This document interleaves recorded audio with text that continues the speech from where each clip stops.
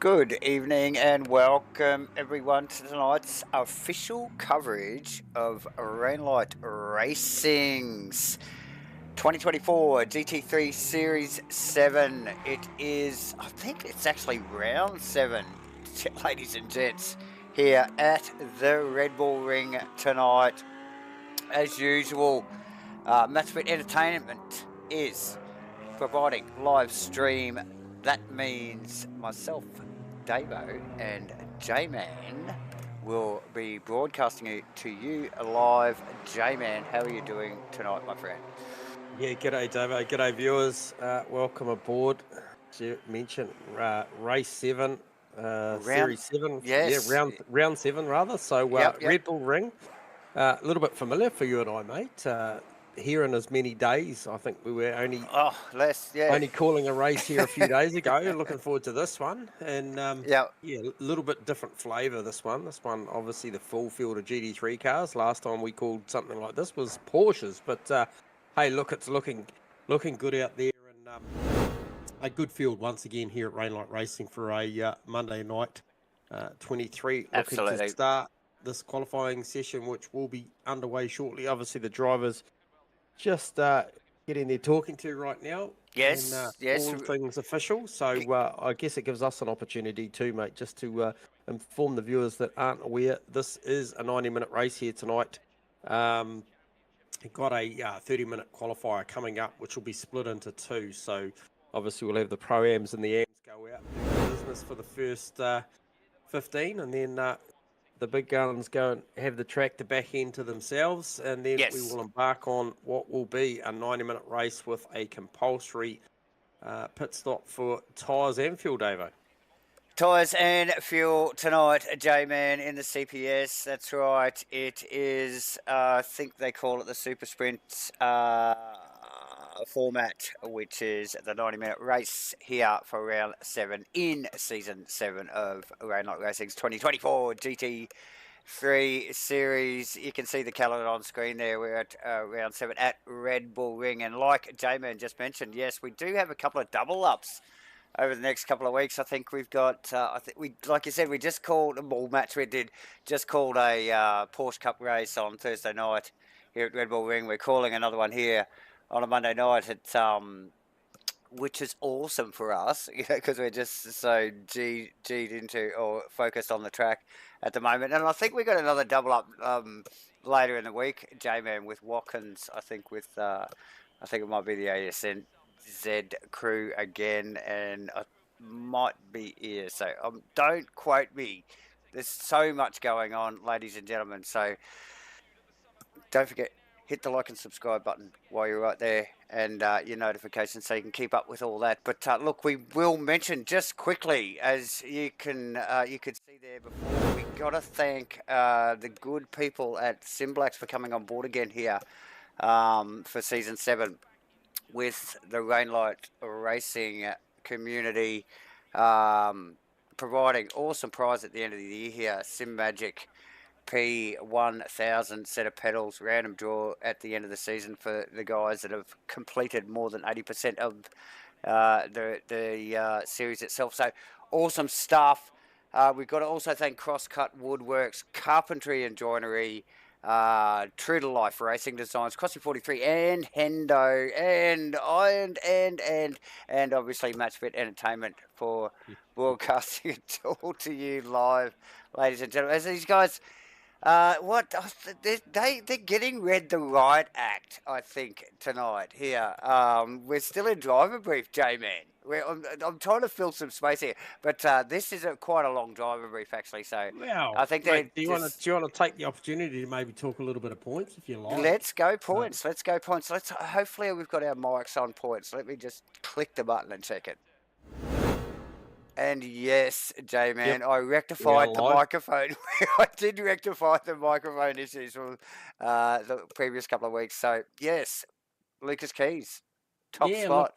Yeah, still the top spot. If you tuned in this time last week, is we will have a little bit of time while these guys do circulate. Yep. Outlet. Yeah. Lucas Keys, a little bit of late drama last week, and I believe had to make that late double stop. He got a drive through, and then still had to make the pit stop. Still came back for second, which was pretty impressive stuff. And a little bit of a shift on the points there. He's still up. He's still up the top. Just the margin slightly changed. Brandon Webley still holding down second spot. Is it? I think it is. Yeah, Webley in second. Webley, and then Fordo managed to put a 40-point margin on what was a equal third the week before on Nick Firth. However, Firth is still hanging in there. P4. Tony Spence, just such a standout driver, I think, this season for Tony, given that he is racing out of a different class. And then Pete Dawson, Matty Clark, who's actually just tuned in. Matt's still there, and Steve Crossland. G'day, Matty. George Goddard and Gunther Rowe rounding out the 10, but look right behind there, Costas.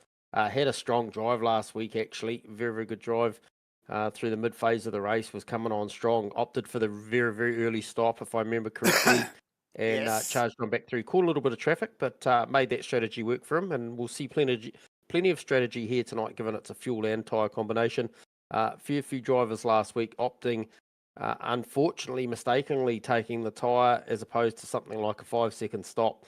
Werner, Golombek, and then Perkins, McConnell, Kim, back out to the 15th, and the list goes on, and some big heavy hitters all the way back there. You know, HENDO, one of our sponsors as well.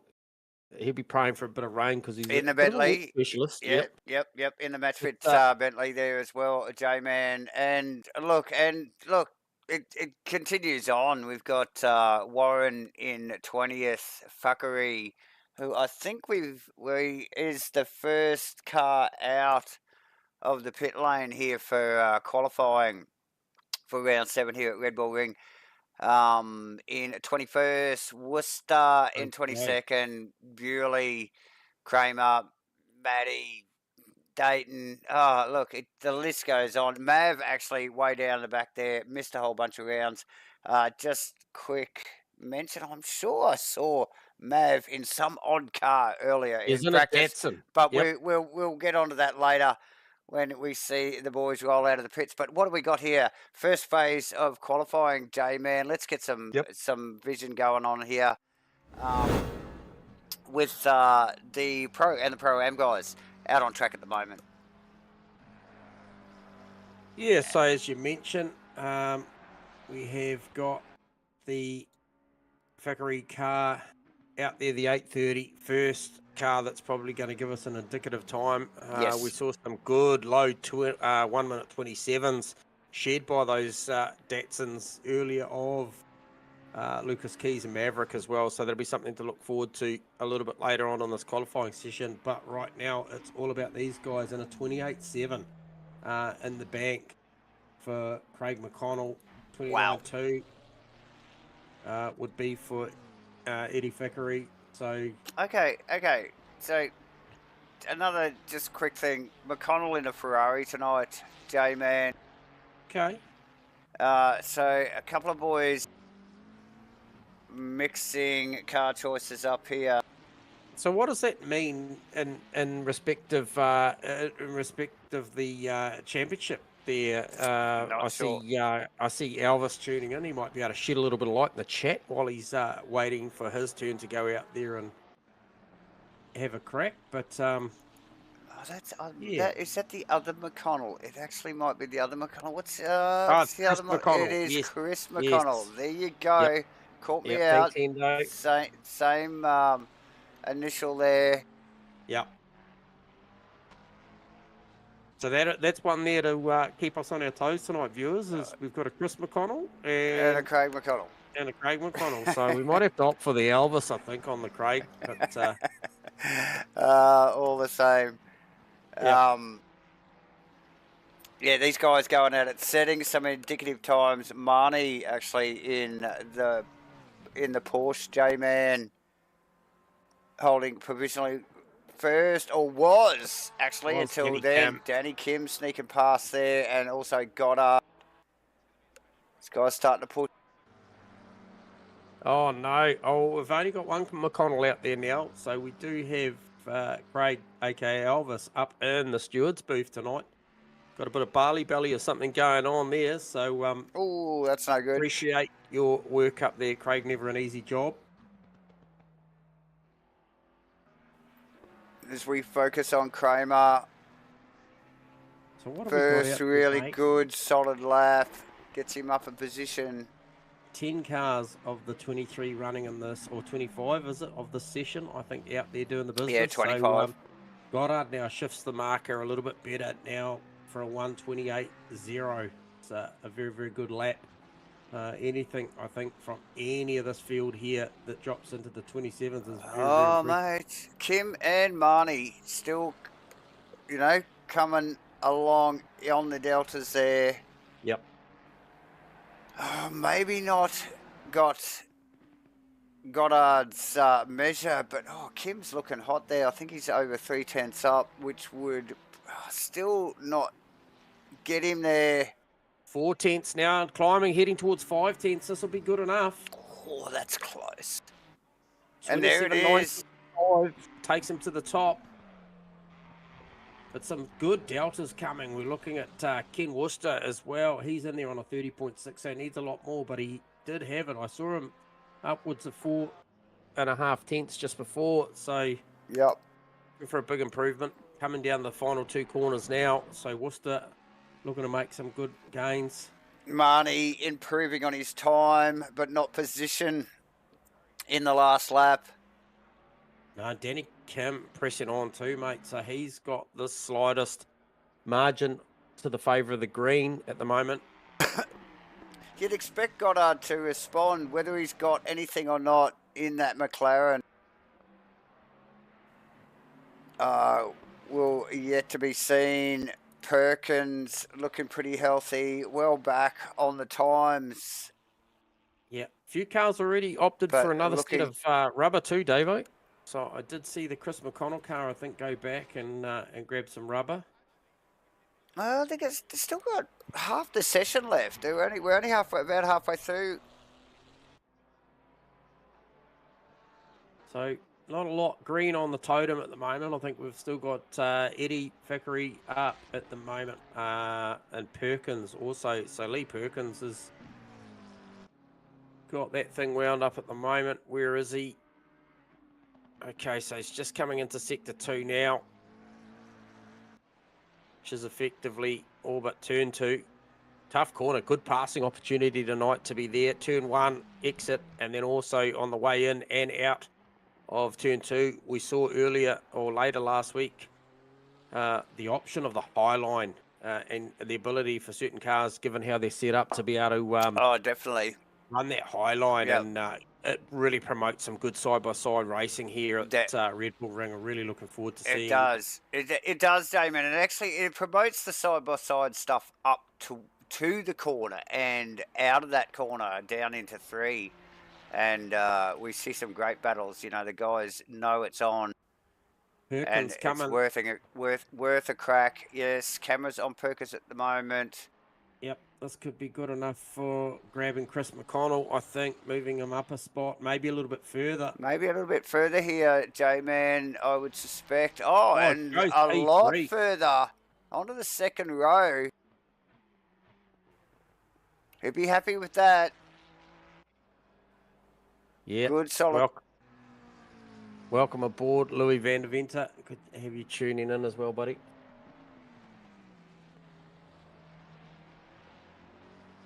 So Perkins back into the pits. Still got a good 5 3/4 minutes if he wants to grab another set of tires. Yeah. Needs a good half a second, or a good 4 tenths to make good on the time that he's done. Could be happy with that, maybe. Don't know. Might be a bit of confidence building. It'll be interesting to see what the attitude is, whether Lee goes out and has another crack. But Kramer is now on a lap as well. What would that do for him? 29.855. Probably needs about 1.1 seconds to make any inroads into Chris McConnell. Where does he end up? Doesn't improve. 29.6. So the smallest the margins now. I think these drivers probably got the best out of these track conditions and maybe themselves heading down towards this final 4 3/4 minutes. But very, very handy times. I mean, the 27.9, the 8.0, those times will stand pretty well going forward into this next session, I think. And we've seen it time and time again, week in, week out here at Rainlight Racing, that we always get a couple of pro-ams that really fire some stout times in and mix it up with the the class above. And I think, you know, Danny Kim's proven, and I think he did it last week or possibly even the week before, where he'll go and bank these times. Same with Goddard. I think he's got the pace as well to be able to run up there. They've got a good strategy going. I don't see why that those two cars can't stay inside the 10 or just outside. I think maybe Danny Kim might have just finished just outside. Surely be able to bring that data up, viewers, and have a quick look at that.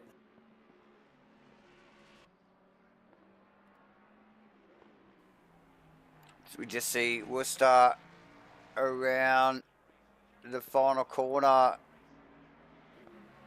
looking pretty healthy on the numbers as well. Betters his time, not the position. I think he's going to pack that one up. Perkins continues on in the Ferrari. Only a little over 3 minutes for these boys to go. The Pro and Pro-Am guys out here. Danny Kim's parked it, mate. He's done enough, I think. Yeah, I think you called it there actually a lap or so ago, or not that long ago, whatever, that the guys had probably come to their, you know, limit on how fast they were going to go. The deltas just really did sort of fade there once they got to a certain time in the qualifying session. A little bit of gain here and there, but yeah, it's really leveled out here pretty quickly with these boys in this first phase of qualifying before. Yeah, there's a little bit to play with for fourth, fifth and sixth, looking at the margins. Even third, Perkins, Thackeray, Marnie, Warren, and even Chris McConnell, for that matter, still very, very close. So those drivers ranging from a 28.4 through to a 28.6. So, you know, you could argue that the third spot here's anybody's up to, I think possibly Chris McConnell. So, and they are the ones that we're watching right now in respect to the deltas lighting up, and 4 of those 5 are on the side of the green. So Warren, the guy I was just watching, but now Perkins responding. He was a 10th up out of turn 2. So looking to try and maybe just save that third position, just knowing that he's probably going to have to press on a little bit because these guys will be chasing pretty hard. And we're only talking about a 10th and a half difference between third and 6th or even 7th.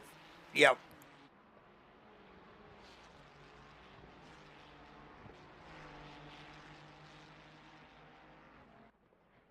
Danny Kim will be just grabbing some refreshments for this one. He's got a good 15 minutes after this to watch the pros go out and see where he lands at the end of this session as well. And I think a 27.9, based on the chat that I'm reading, is going to see him land in a pretty solid position. At Thackeray now, he is looking good, coming through the back sector of this track. Had a 10th and a half, still working around that 10th and a quarter, 10th and a half. Heading towards 2/10ths there as he just dropped down the hill, runs a little bit wide. Coming down through the S's, winds it back up just under a 10th of a second. What will that do? That'll be enough to grab Perkins. It's enough to sneak a position there, isn't it? It is enough. And oh, now, runs wide. Marnie. Oh, he had it on the button there. Marnie there. Now, looks like he might sneak Thackeray here if he can keep this together. Yeah, Marnie's looking good. He's just got to string this last corner. Chucks the Porsche in there. Looks nice and tight. He's heading towards 2/10ths. Going to do it comfortably. Does he get... Oh, he did get Perkins as well. Yeah. So he got the both of them. And about 3 seconds to go before we see the big hitters come out. But Ben Lay is out there now, and he has got a number that's going to challenge Kramer and Warren ahead of him. And Chris McConnell as well. So he just needs to. He just unfortunate turn 2 gets it wrong. That'll be all she wrote. Now Perkins was still on a lap as well, a legit lap. However, he is a half a second down. So maybe just circulating the car home.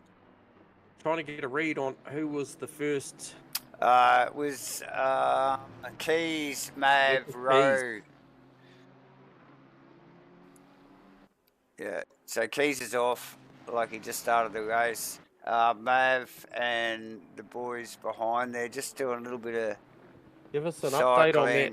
Sorry, Davo, Louis, and just keep an eye on that. Just got a bit of feedback saying that the comms are cutting out. Maybe Mace, I think if you've tuned in, Mace, just give us a read on how the comms are tonight. Are we silky smooth, or we got a bit of techie issues going? Have we got a couple of ticky little gremlins that we're not spotting? Yeah, definitely hit us up in the chat box. Let us know what's going on.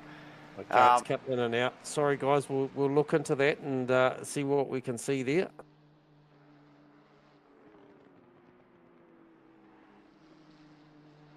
No cutting in for me, for Isaac. So we'll just press on and hopefully, guys, that audio cleans itself up. And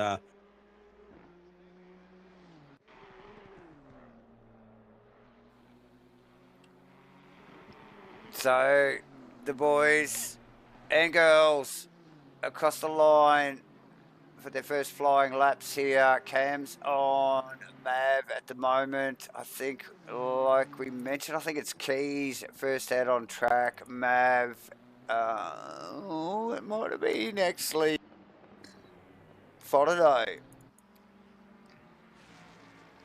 Oh no, he's backed off. Okay, but then it was Gunther Rowe after Mav in the Mustang. So a couple of Skylines.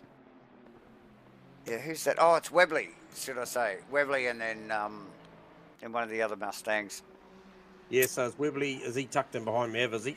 He's tucked in behind Mav and then Rowe in behind that J-Man. I'm not sure what's going on behind there, but these guys... Oh, look, it's a good thing about a very flowy track here. These guys have given each other like a fair bit of space and they can just circulate. And, you know, they're not worried about the guys from behind or, you know, ranging up on guys in front. So, good flowy track.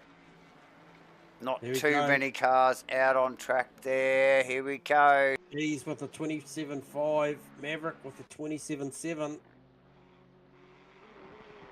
So that relegates Kim already down to third. Hendo in their P7. So, Rowe 13th, Crossland 12th, Fotterday in 9th. Who else didn't make the cut there? Was that Maddie? It's Webley. Webley must have got a track cut. Must have got a track cut on that. We would expect to see Maddie T. She was quick last week as well, back on the page. Mav has pressed on for the second lap. I think he needed that first one to get those tyres in the phase correctly, and now he is a good 4.5 tenths up. Lucas Keys kind of looking like he's going to mirror that 27.5 again, but Mav looking for a very low 27, maybe 27.2 here, 27.3. If he can press on, he's heading towards a half a second now. Yeah, and just you watch these guys trade times here, J-Man. They will be all over this. We saw it in practice. Light improvement there, was it, for Keys? No. Definite improvement for Mav, 27.2. Webley now banks one, 27.830. Okay, he needed that. So, yeah, unclassified lap. The first lap round makes it happen that time. Danny Kim still holding out fourth provisionally. Fotterday in fifth and across the line for his second lap. Also Firthy on a lap here. Matty T already through. Firthy up to ninth. starting to really get those tyre pressures up and get the rhythm going. As you mentioned, Dave, the drivers have given themselves a reasonable amount of space here so they can get down to the business. Now, Lucas Keys is responding to the 27.2. He is in there on a 27.5, and he's got 3.5 tenths up his sleeve. So, and he's got the skill to actually respond to it, hasn't he, J-Man? And we got this car on camera at the moment, and the pinpoint accuracy of Lucas here, unbelievable. Gets the car on point. You can see how much wheel work's going in. Very busy at the wheel. good Makes to see it happen. the BOP play this Nissan back into this game, because it is a fantastic car, and we see it there with the There it is. 27.1. Webley's coming, J-Man. It's not enough, but still gains. We've got Shane Frontado coming across the line a little bit up on his Delta, which might sneak Kim, which will put him in the second row there. He'll be happy with. Matty Clark coming on a lap too, mate. He hasn't banked one yet, but he has got this number 2 BMW Technicolor car is about to come through. Bank something. Yeah. Slides into that final corner there. Comes into P12 on a 28. Not too bad. Not too bad. Now Frontado is up there now into P3. So here's not Webley down a spot. So Danny Kim's still hanging in there, P5, and also Goddard as well, P7. Frontado did well, actually. He pipped Webley and Kim, pushed Kim down just that one more spot. But just remembering Kim, one of the Pro-Am drivers. So yeah, awesome Kim, stuff. Goddard, and Marnie. And Marnie, they're all still inside the 10-2-2. 7.5 odd, a little over 7.5 minutes to go, actually, ladies and gentlemen, as we just got eyes on. I think that is the MATCHFIT Entertainment Bentley, piloted by, I think that is the one and only Nathan Henderson. Nathan Hendo, yep. Oh, and he just pops it up into P6. Got a little bit of air time and performs. Nice. Knew the cameras are on. And gets it done. He'll be happy with that. Bentley, probably a bit of a lump to drag around the old Red Bull ring, as we just see Clark again. Camera's just picking up on Clark, rounding out that final corner again. Pips Macrolos, I think, just there. Yeah, P12. So look at the margins. 28.312 plays a 28.315. So absolutely nothing in that. And somebody else just moved just very, very slightly. Then I'm not sure who that was. I think it was Dawson. It was into the 10. Yep. So that between Dawson and Firth, they just knocked Marnie out of the 10. However, Goddard and Kim still in there. So a couple of Pro-Am drivers still inside the 10. Such a good showing from those guys. Not a lot of green on the Deltas now, with 6.25 minutes to go.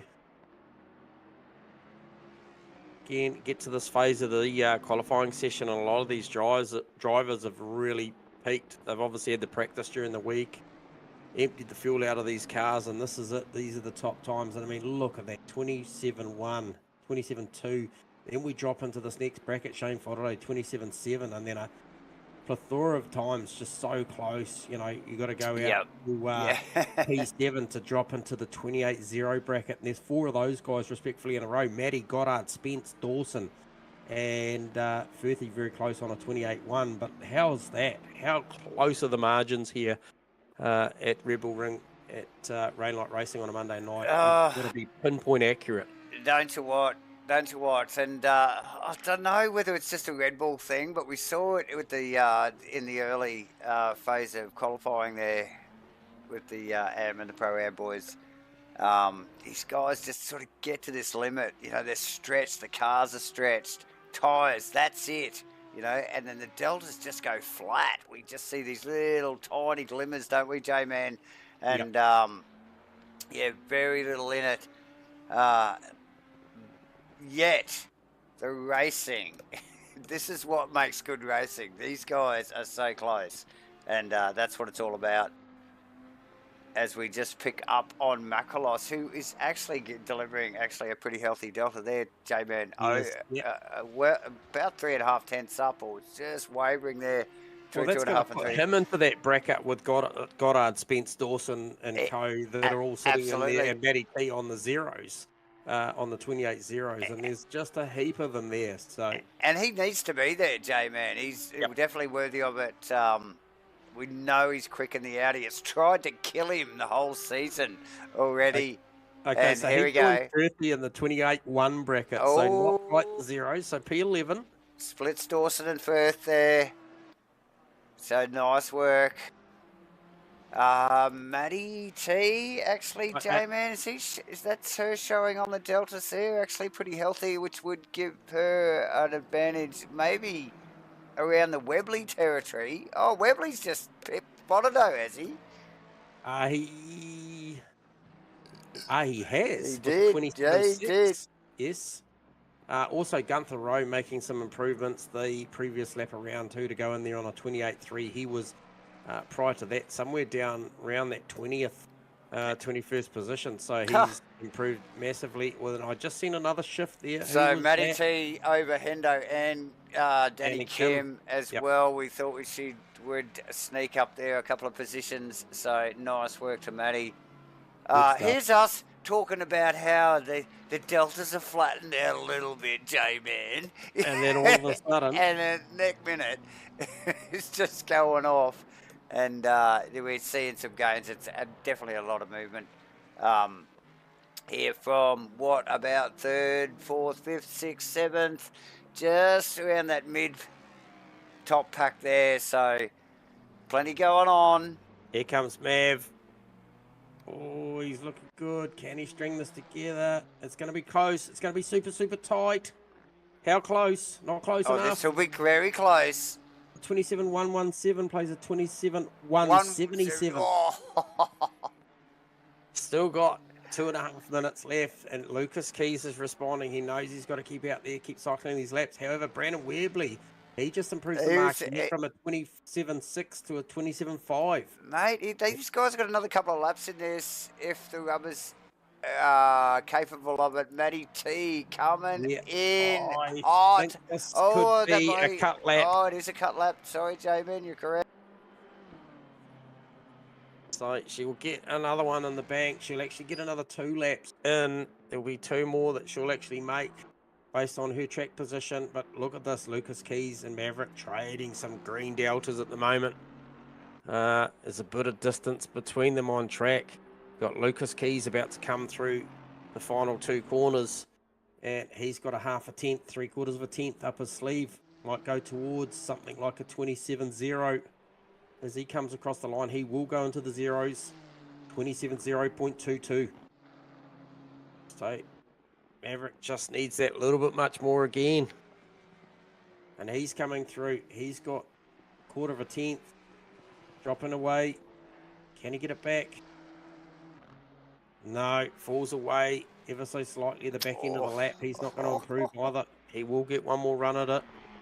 Crosses the line with about 1:10, 1:11 to go. So this will be his final chance. Yeah, and Keys puts it away in the garage. Leaves Mav to it. Matty T still out on track. Actually, Mav, Webley, Fondo, Matty, Hendo, Spence, Dawson, Makalos. Matty looking for improvement here, mate. This could see Matty get close to Fondo here. Gunther Rowe and Steve Crossland out on track still. Matty T across the line. Doesn't improve. Improves the time. Not on the track. Not on the position though. Mav with a strong final lap. Crossland with a good gain. I think he just went from like 18th to 13th there, Jay. Nice work.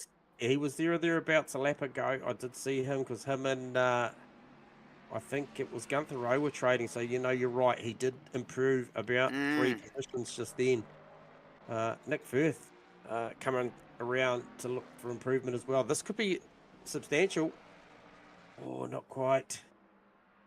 Don't think it was classified. What do we got top end of town? Webley was looking strong, J-Man. Bled off a little bit of speed. He's got the right look, though. Can he make anything in this final corner? And he does. Yeah, won't be It's enough. not enough, though. Just enough to keep bloody Shane Frodo at bay. Because he's coming in hot as well.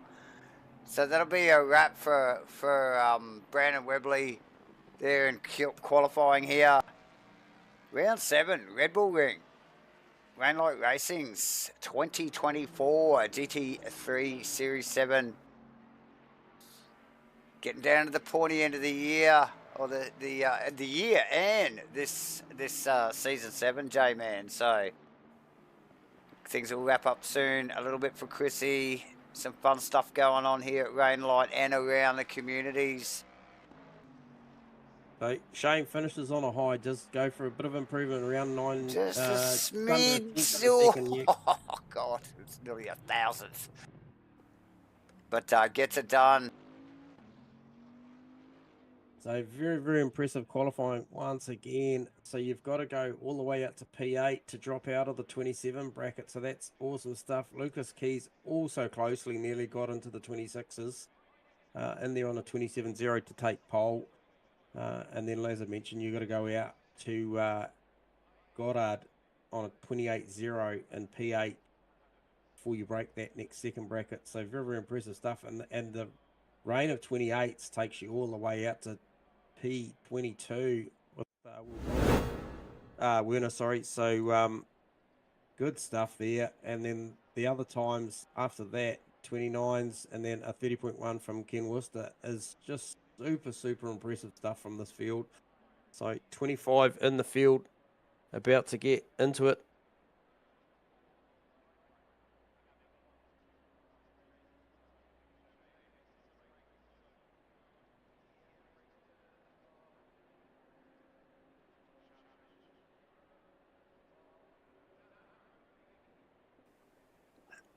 Yes, we are about to go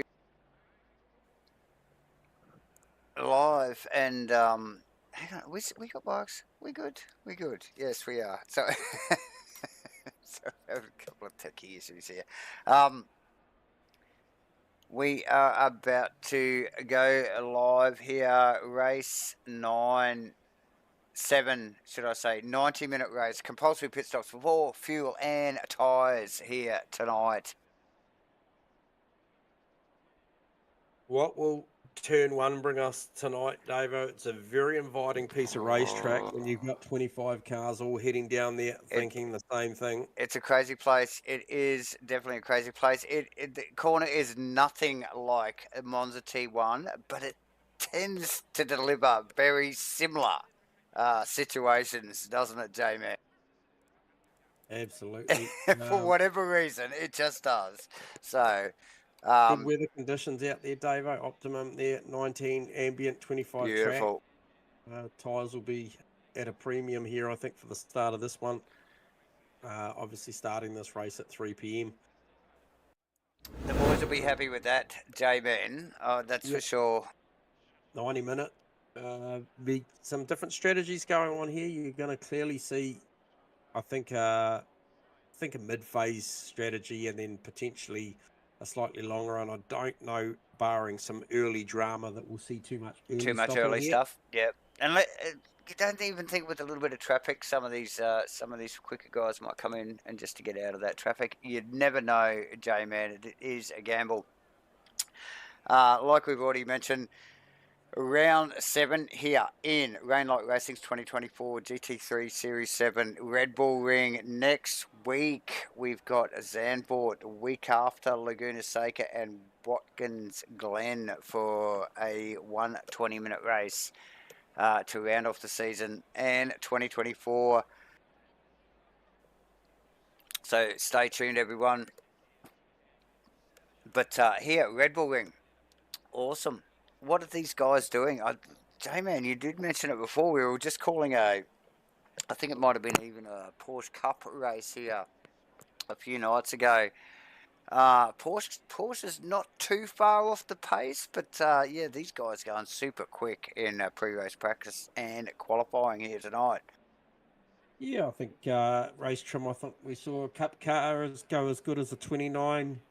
975, I think, the other night. So yeah, there's a bit of difference between them. However, I think a lot of it will come down to that the traction control, or the lack of in the Cup car. But good point. Good point. no such issue for there. But one of the things that we did see to come out of that racing, and we haven't really touched on it tonight, will be the option around track cuts. Ooh, heard from the drivers yes. pre-race and post-race about the I guess the nature of the racetrack and the drivers, out of turn one and certainly those final two corners, overstepping the mark. Did hear some drivers say that they were quite surprised at what the game was willing to allow as far as runoff, but then, there is that fine line that if you take that step too far, that it will be a run down through, and I think a run down through the lane was certainly worth a fair bit. It's not the longest pit lane that we'll see on the calendar, but I think it was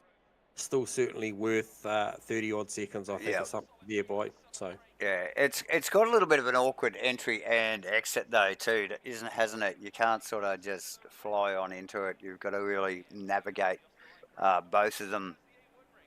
Yeah, you certainly probably want to be on the comms if it was unexpected. You're on the head of a battle. You might want to maybe just quickly mention to the guys or girls around you that hey, look, you're gonna think right, and slow somewhat. Because that's the problem. To jink that right, you do have to slow before said jinking, and yeah, the boys and girls need to be in communique as usual here. These guys all linked up on Discord comms, as are we here, J-Man at MATCHFIT Entertainment. Hence we can drag these guys down and interrupt them during the race and or after for some post-race interviews. Only a few more seconds to go here. We will thank once again SIMBLACKS for coming on board with the Rain Light Racing community here. Also, CROSSCUT, Woodworks, Carpentry and Joinery, True to Life Racing Designs, HENDO and Crossy 43. Sorry guys, I'm just watching this count it down here. The guys all set on grid now.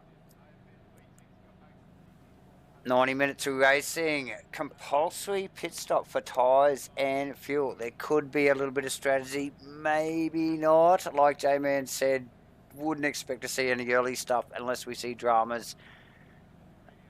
I think we'll see mid-race pit stops as the boys and girls start to roll away from the grid. Cameras on. Pete Dawson at the moment in the big white whale. That is the number 54 Bentley. He'll love me saying that.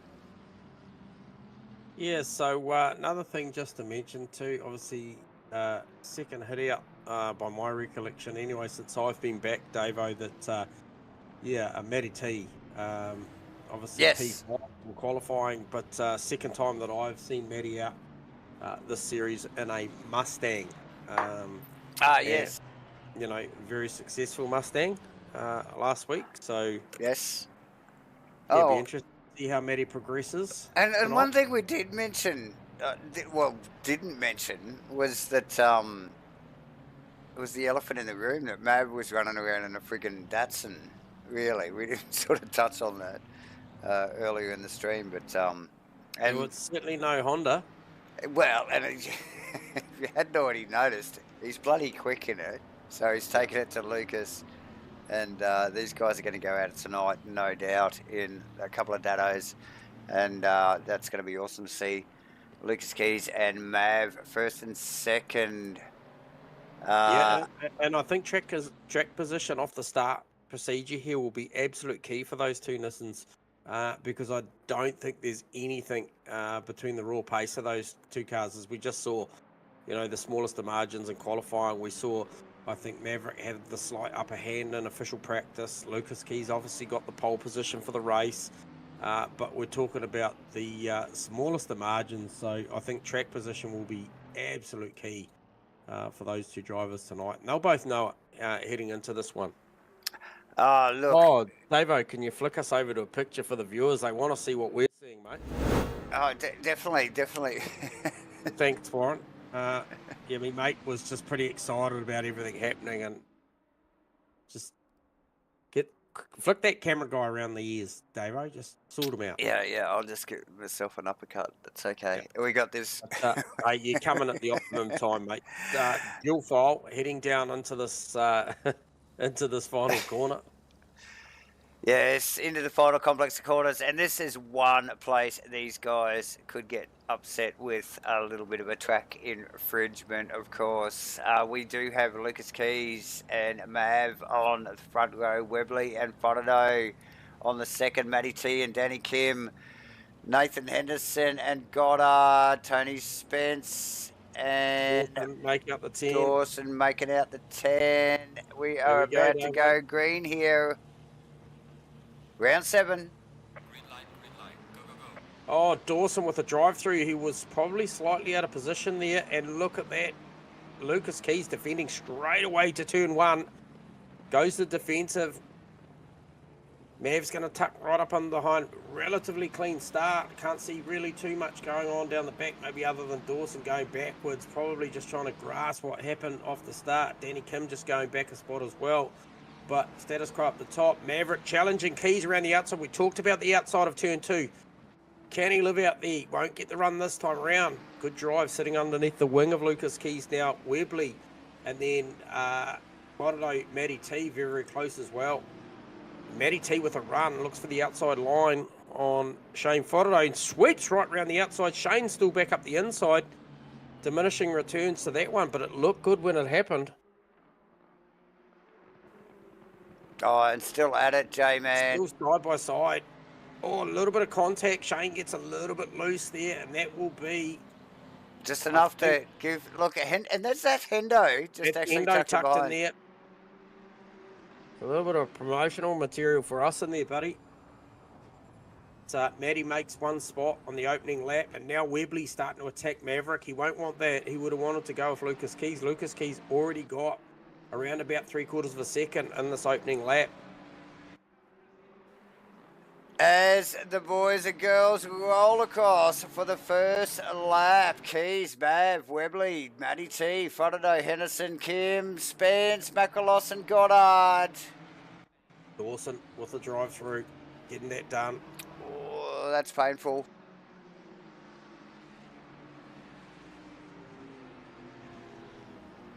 Okay, what else have we got going on? We've got a bit of action going on here. Who's that? I think that might be Warren just regathering. Yeah. A bit of a slip up out of one. Or actually, there's a little bit of a contact with one of the Chris McConnell car. Turning that car. Macrolos looking for a move on Spence as well too, Davo. Trying to readdress that situation. Macrolos on Spence.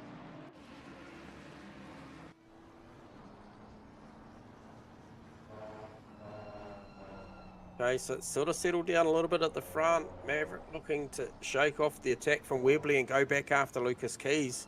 And he's definitely doing it. Still got that sort of 6/10 of a second that he's going to have to work on. And these guys will just settle us down now, find their pace, find their rhythm. And we'll find out within, I think, the next 2 laps as to whether or not Mav's going to be able to mount an attack on this Lucas Keys Nissan. A car that Lucas is certainly well accustomed to. So great to see Mav have a crack out there in the same equipment. But great start to this race also from Nathan Henderson.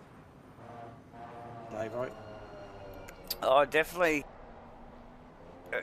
Very tidy start again. We've seen a couple of pretty tidy starts. A little bit of effort bars. The elbows were out, J-Man, as we would expect.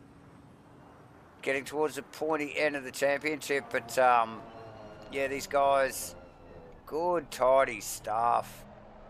Henley up a good 6 positions too, already since the start of this race. He's just coming under attack from Lee Perkins. So we'll see this all night long where these cars all filter down into turn 2 and they'll go side by side, one opting for a high line, one opting for a shallow, and then they sort it out on the run down to turn 3. Pretty exciting stuff here at Red Bull Ring.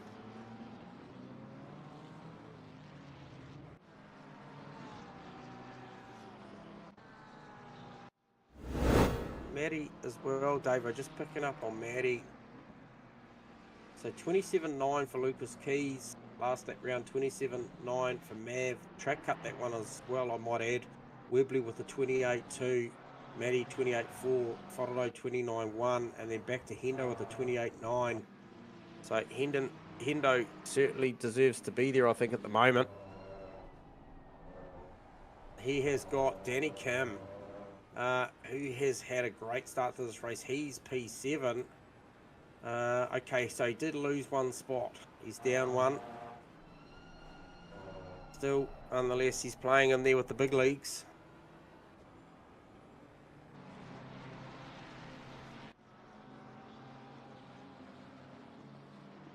Also, Gunther Rowe with a great start to the race. I think qualified somewhere around, I think it was P14, up to P12 already. Probably got a bit of heat coming as well from Nick Firth, so I spoke too soon there. Yeah, Firthy out of T1 there pretty quickly there. J-Man running up to 2.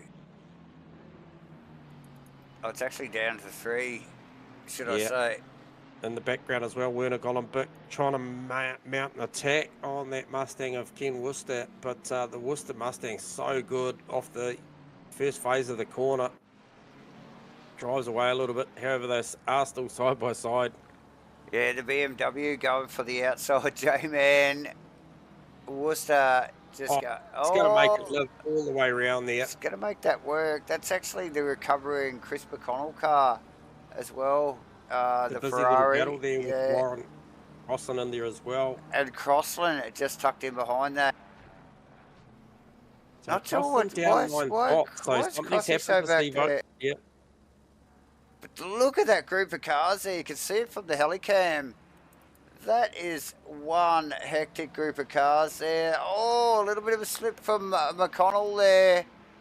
It's made him bundle with a Warren. Crossland's coming with.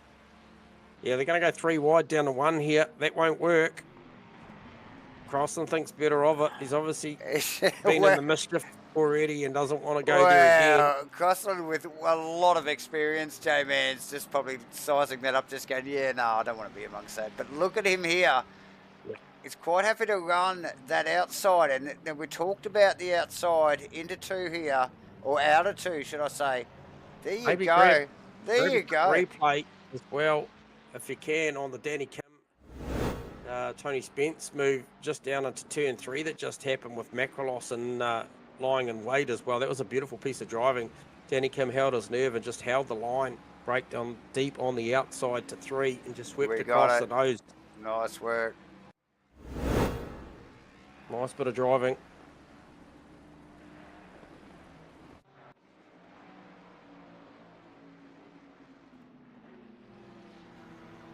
So plenty to watch here. Crossland on Chris McConnell, J-Man still, and we've got Collins and Goddard.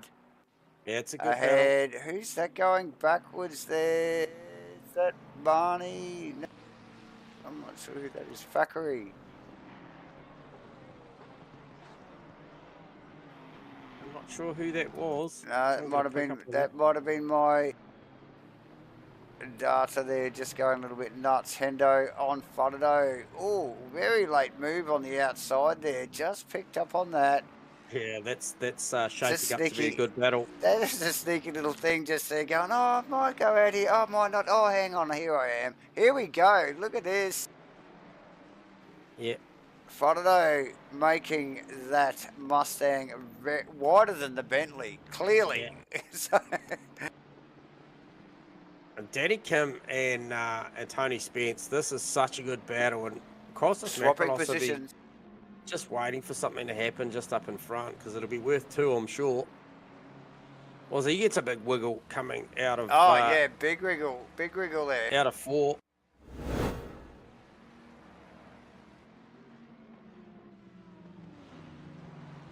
Who's that tucked in behind? So that, oh, look at that, is an absolute freight train. Goes all the way back to Nick Firth. Gunther Rowe in there as well. Also Ben Collins. Yeah, so that's what, 7th to, oh, what are we looking at? 13th? Yep. It's a good chunk of cars there. As up the pointy end there. Who's that? That is Spence. Just showing the nose. Look at the car. Look at him fan out in the background there, though. Goddard Collins. Look at move here for Look sure. at Star's going to Rowe. have a crack. Gunther Rowe dives for the inside. Big move. Oh, Is the inside quick? Watch Firth here.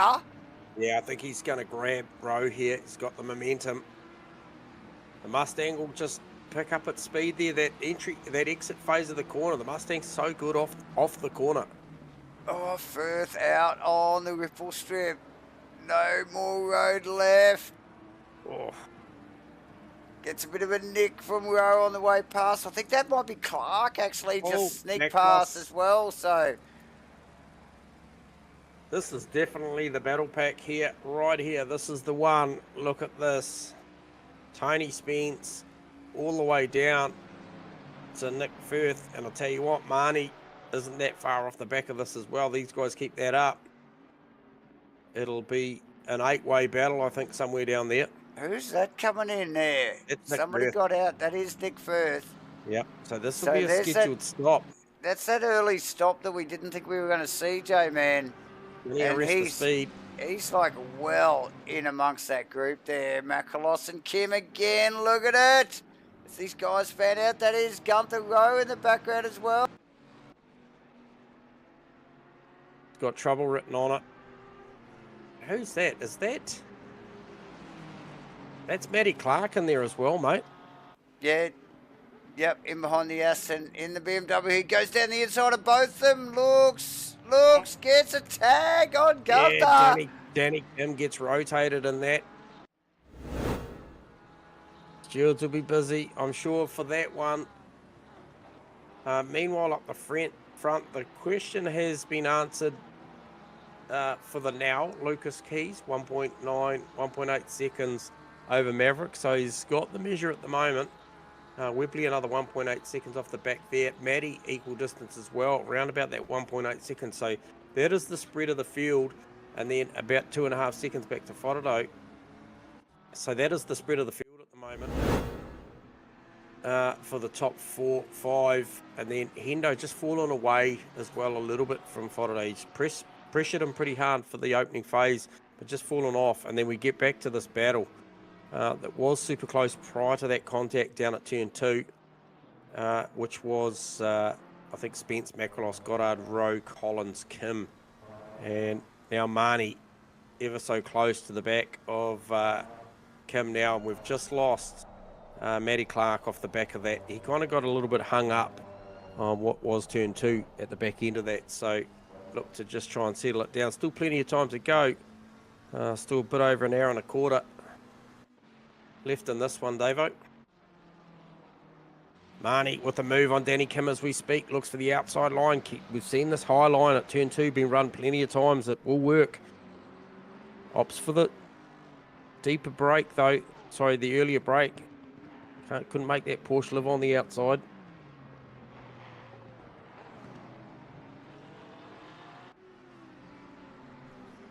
So Kim holds that spot.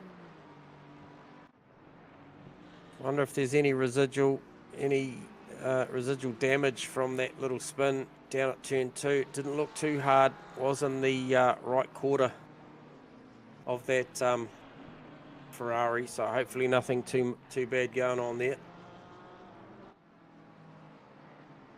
Field settled down a little bit, probably looking back towards the battle, which is Steve Cross and Chris McConnell, Adrian Kramer, Davo. There's a little bit going on down there. Yeah, McConnell just hanging with Cross on there. after a little exchange over the last few laps. Just holding position there.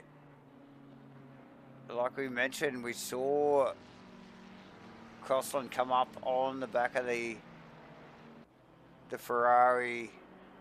I think it was, who was it actually? I think it might have been Golombek and McConnell there. He just got out of that go for a little while. He snuck past though on Chris McConnell, and yeah, just Look, it's all a little bit settled out there at the moment, and look, I'm gonna hopefully not upset this guy too much. He is a good friend of ours, and I'm sure at some point he will maybe curse me or the other. I'm not sure, but I'll just let this guy come down onto the front straight and then have a quick word, because he's the first guy in the field to actually taken what deems to be his actual official pit stop. Nick Firth, I don't want to upset your rhythm too much, mate, but we saw yourself pull yourself out of that battle pack. Obviously a planned strategy here. If you've got comms on us and you can find the breath to talk One sec, sorry boys. Yeah, there's a massive group there, huge battle. Gunther is generally a very aggressive defender, so I made the decision to pit early. Yeah, look, it got pretty busy not long after that, mate. There was a bit of contact there. I think you'd already gone off there. Looked like, sorry, I don't want to upset your rhythm, mate, there. Looked like a little bit of a misbreak mark there, so I won't hold you for too long. But looking for that early strat there, Firthy, looking good. Yeah, just got to stay out of trouble, so I wanted to get out of it as soon as possible. And importantly, mate, obviously a fuel and a tyre strategy is part of the CPS tonight, and 32-second stationary. It looks like you got it bang on the button there, mate, so well done. Thanks, lads. Go well, Firthy. Talk to you a little bit later on. Cheers. So there you go, opted for that. And was that correct in saying that, Davo, that he actually did peel off a half a lap before those guys actually got engaged in contact down to turn 2 in front of him? Definitely, yeah. Got it. Well, first one in actually for a pit stop in the race here tonight. So yeah, look, that was a freight train, and it actually got, like you just mentioned, got even crazier a little bit further down the road. So yeah, good work from Nick to get himself, and now in some serious clean air there, J-Man, just cruising. Yes, I'll try and get a read on his pace. So that lap round was a 29.8. Was looked to be a track cut in there, possibly. That might have been just that little bit of run wide down at turn 2 there. So, well, that's why I didn't want to hold him too long. Just let him get back into his rhythm. The Delta's looking good this lap. And once again, we're not talking to him this lap. So I just watched him go through turn 2 and he made the apex beautifully. So, such as the commentator's curse when we're talking to these guys sometimes. However, we just, I guess we've got the privilege. Anywho, Matty Clark is chasing down Joseph Marnie at the moment, and he's looking to recover from what was a pretty horrible turn 2 not that many laps ago. So looking for a bit of recovery is Matty Clark. Just picking up on a replay of Crossy chasing down Golombek. I think it is into one here. Big slide. Golombek goes deep and Crossy goes early. Gets a little crazy and gathers it up nicely. Business as usual. They carry on. Yeah. Plenty of counter steering going on there. The rear just disconnected the mid phase of that corner for that Honda. Nothing uncommon that we've seen out of that Honda over the past seasons. It looked like the BMW in front of Crossland did exactly the opposite thing and did it in the front of the car. And Crossy's number 43, SIMBLACKS McLaren, did exactly the opposite. And yeah, look, the skill of Crossy just to sort of gather that up, actually. You know how easily getting out of one there, if you're not sort of all checked up, you can get into either of those walls on the way out. So yeah, very quickly, so he's put the pressure back on him again. Same place, and McConnell, Chris it is in behind as well. He's watching brief as well, so not a lot of margin between those three drivers for 18th, 19th, 20th. Collins starting to put pressure on Rowe.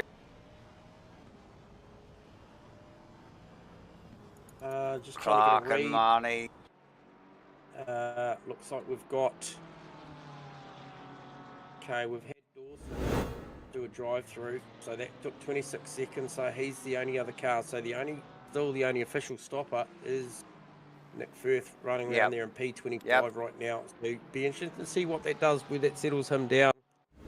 He was in the battle, like he mentioned, with what was at the time Spence, Macrolos, Goddard, Rowe, and Danny Kim was at the time, Matty Clark. Obviously, Ben Collins was the benefactor of that little incident there. He came through nice and clean for P11.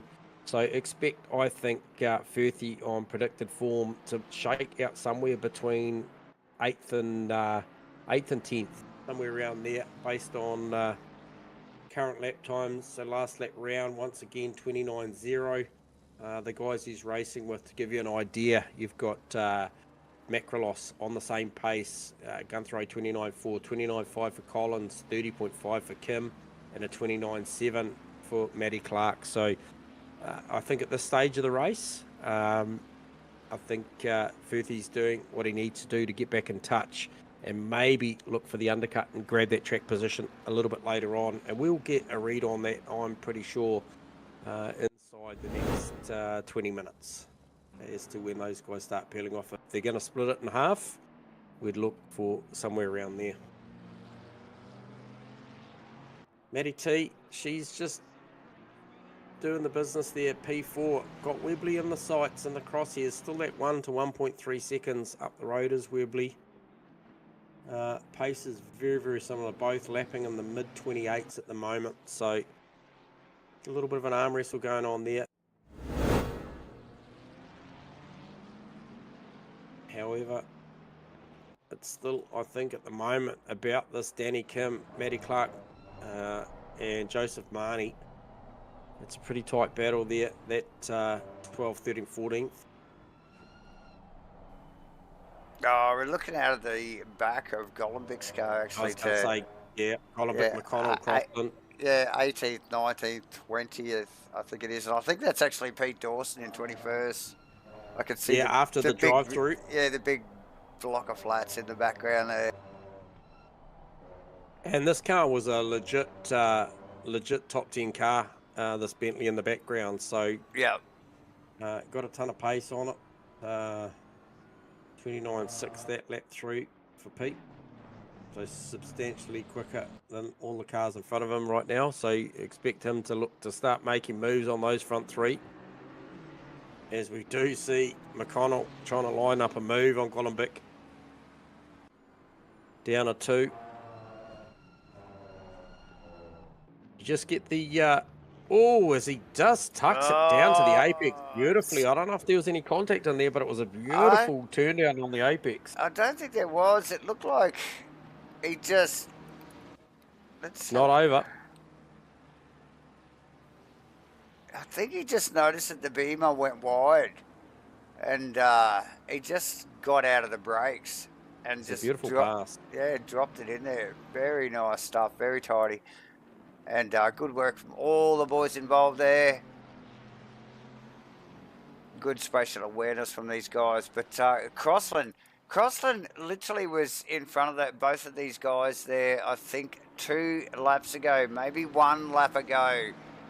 And they've both snuck past him, and now he has Dawson to deal with, J-Man. But, yeah, just very tricky stuff, these guys. What are we? We're not even half race yet. We're down a little over quarter race. Oh, and Crossland Matty again. Clark. Oh, he tags. Oh, The back of Kim. they've been there before. They've all been there before already.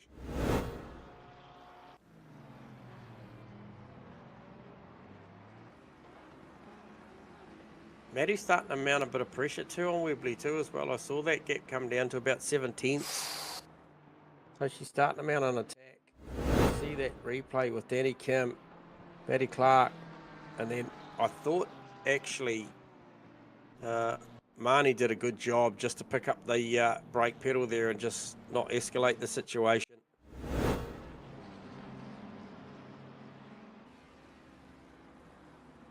Dawson now shoots for the inside on Golombek, gets it done. Golombek read it, didn't want to know about it. Yeah, we just look actually picking up on the replay of Crossland going through on Golombek actually in 2, J-Man, and they're heading down to 3. So you're probably watching it live there right now as Dawson gets that done as well. So Golombek going backwards there.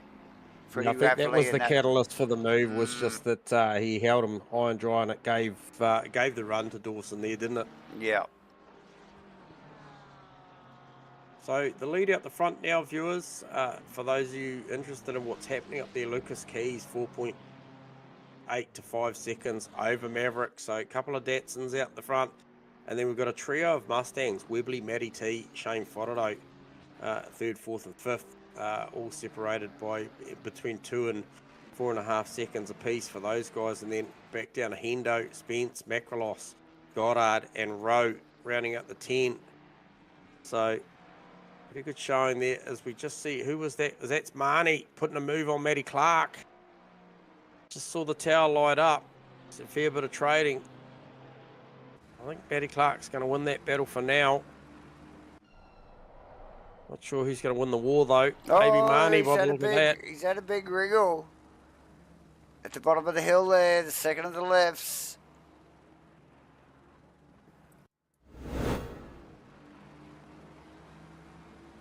Still no one else ventured through the pit lane for an official stop other than Nick Firth. No. Try and touch base again and see where Firth is with that round once again. Still lapping in the low 29s. So still keeping in touch well and truly on the times with the likes of Gunther Rowe, Collins, Kim, Marnie, Clark, and even Goddard for that matter. I think Macrolos just last lap round 29.0. He's doing enough to probably stay ahead at the moment of what will be an early strategy Nick Firth. So maybe if all goes well, Firthy could be looking at somewhere around that just behind Macrolos once this all shakes out for P9.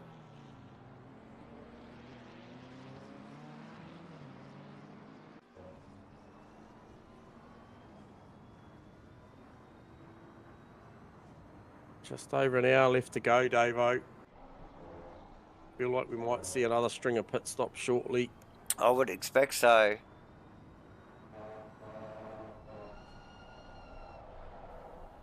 There's that good, I don't know, I suppose it's about 20 minutes either side. You know, so it's like 10 minutes either side of halfway, isn't it? So it's about a 20-minute, you know, area that we usually see these guys come in, but obviously they come in groups, don't they? You know, they're in the battles. They want to cover off each other's pit stops. So, you know, quite often we'll see them come in groups. As we just pick up on Lee. Yeah, Ben Lay and Eddie Thackeray have been going at it for the better part of this race, mate. I've flipped back to them, and there's certainly a couple of blokes out there enjoying themselves, just trying to stay on the same pace. And I think the McLaren sort of just has the better of that mid phase of the corner, but the BMW does look punchy down the chute. A couple of times I've seen them range right up before the brake zone.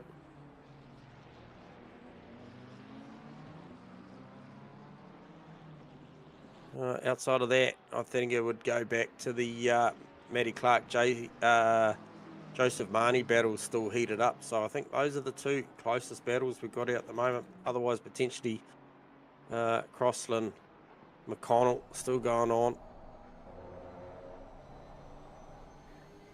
Yeah, Steve Crossland in the SIMBLACKS. McLaren there, J-Man still going at it. with Chris McConnell, ladies and gentlemen. Newcomer to Round Light Racing. Same initial as somebody who's been here for ages. We need to keep eyes on all of these newcomers, as we do Matty Clark, who has only been in a series for, I think, I think maybe 3 rounds or 4 so far this series. So nice work for Matt Clark. Lay and Fackery, J-Man exchanging. Yep. Exchanging positions through one of all places. Very difficult. Clark on Marnie as well, still continuing on. And the outside line, has Marnie taken the outside line theory too far? Well out wide. Yeah, good call, Warren. I do think we will probably start to see some guys either back it down in certain places because track cuts at this time probably getting thin. Be interesting to know. So that's a good trade there. What was Marnie and Clark? That's been going on for a fair while.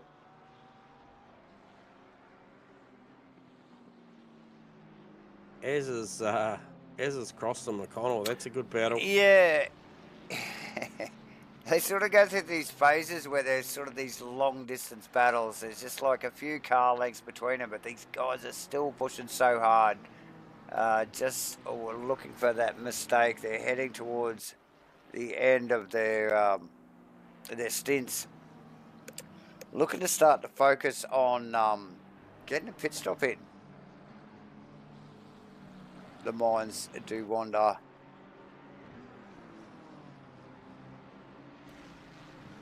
Yeah, look, everyone's leaving at a fair while, Dave. We're getting down. We're not halfway yet, but we would see a few, wouldn't we, already? Especially over the last 5 minutes or so. So we got McConnell, Crossland, Dawson, I think, and Golomic still just tagged on the back of that as well. So that's still going on. Clark and Kim at it. Yeah. Yeah, so that's Clark driving away from Marnie now and really starting the heat on Kim.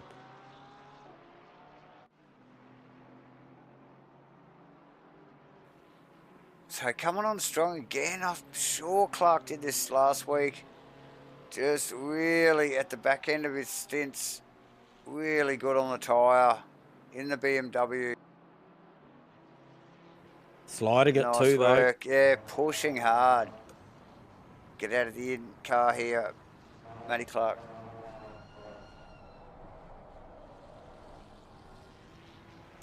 Wide from Kim. Super close there. Oh, Kim was so wide, J-Man, to the first of the right-handers. Look how close they are here. Yeah, he's going to have a look to turn 1 here, I think. Certainly put the pressure on him. Leave you a little bit shallow. Kim breaks early. Look for cutting underneath and does. We've seen it time again. These guys trying to change up. Marnie back into the battle here. And Marnie well worthy of that overlap and through easily. Yep. Oh, but we see it down here at 2 here as well, J-Man. These guys get the over-under. Yep. And the difference in the closing speed is Cross and McConnell in the background as well. Still side by side. Same McConnell corner. For the high line. Here we go. It's a drag race. And we've seen this corner here, the outside line down here, down at 3, always a good option too. If you can let the car float out on the outside, you'll have the rights to the next left-hander. Crossy tucks in behind there. And these guys are actually catching Ben Lay. And then he was engaged in that battle with Eddie Fackery earlier. Now that's going to be a 5-way very, very shortly, I think.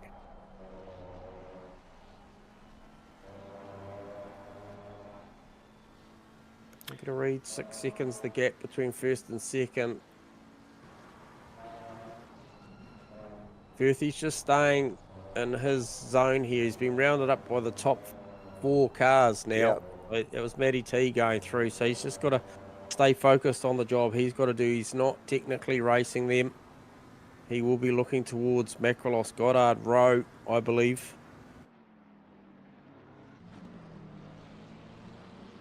That those couple of maybe blue flags really upset him though. 31-2 won't do his progress any favours.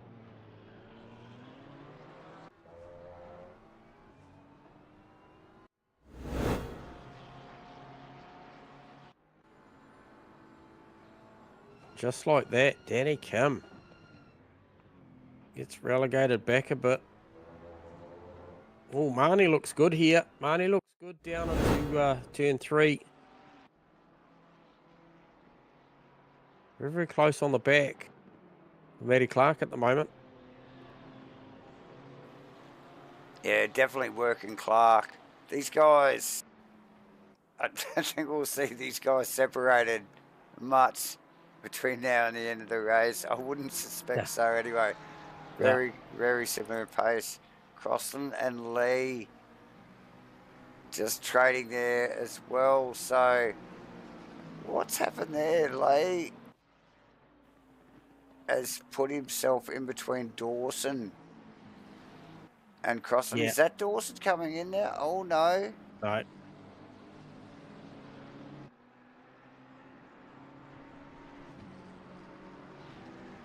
Also, Jonathan Warren now putting a bit of pressure on Werner Golombek as well. So that's heating up for 21st and 22nd.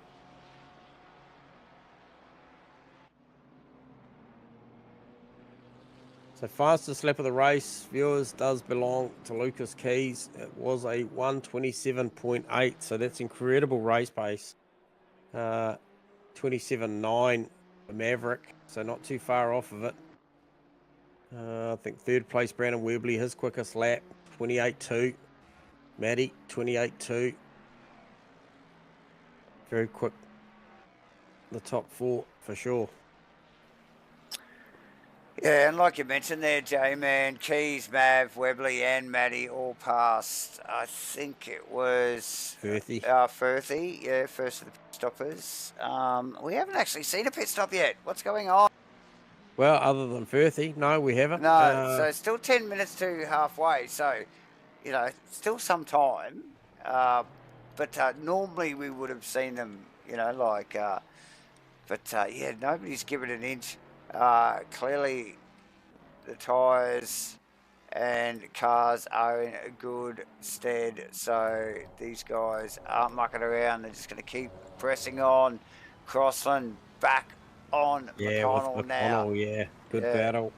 Welcome to Rainlight Racing, Chris McConnell. Yeah, and welcome to Steve Crossland, hounding the back of McConnell's Ferrari, so nice work. Yeah, he's right there, and he's just trying to work out where to get it done. He's been side by side. Here we go.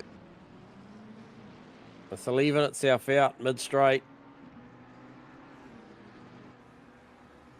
Already seen the 49 car look for the outside line here and sweep across, but is Crossy up far enough? He is. Blocks the move.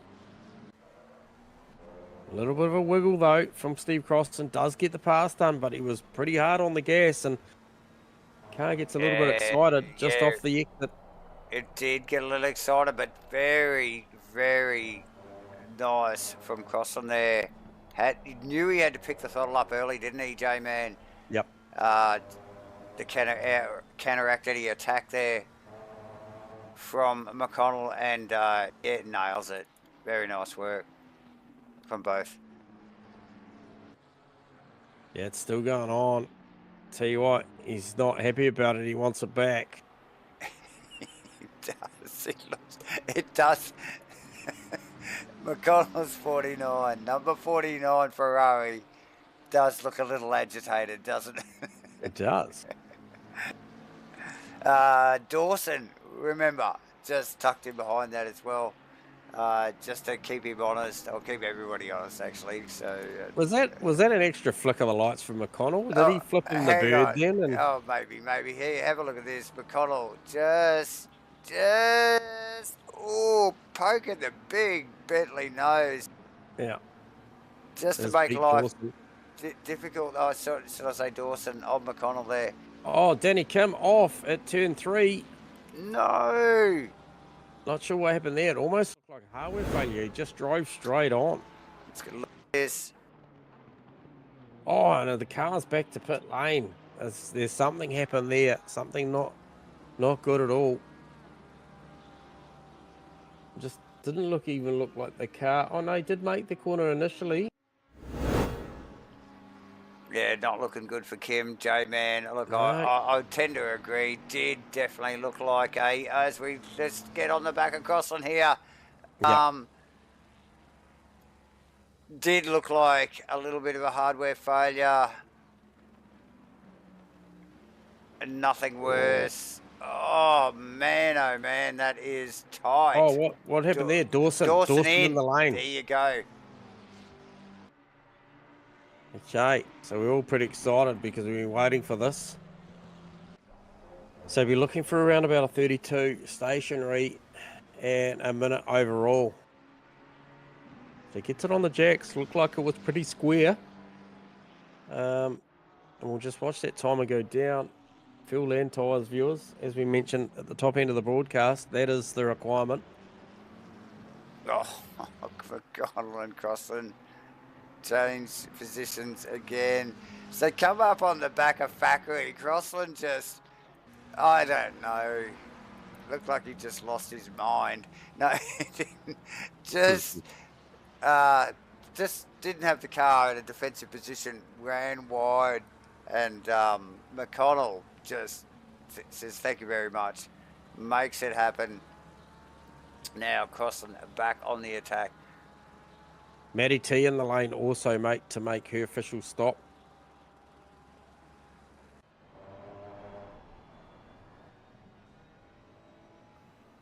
So these you're going to guys, see a fair bit of action, I think, now, Dave. I think so. These guys might be distracted. That is McConnell coming in now, and Crossland staying out. So Matty, nice. 35. Nice work for McConnell to make a move on Crossy. Yep. And then what a flex, bro, to come into the pit. Straight to the lane. Straight to the lane. Marnie on Clark. Marnie, just running the Porsche wide a little bit on 2 there. Still close, gets the run. Look at this. Yep, still close. Clark clearly did a worse job than Marnie because Marnie still making a good solid gain there.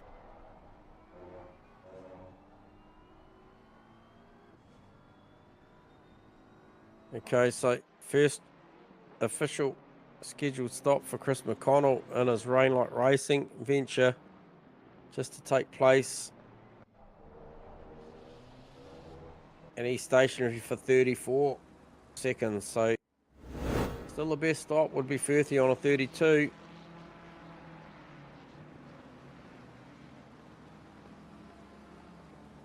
Matty T with a 35 stationary.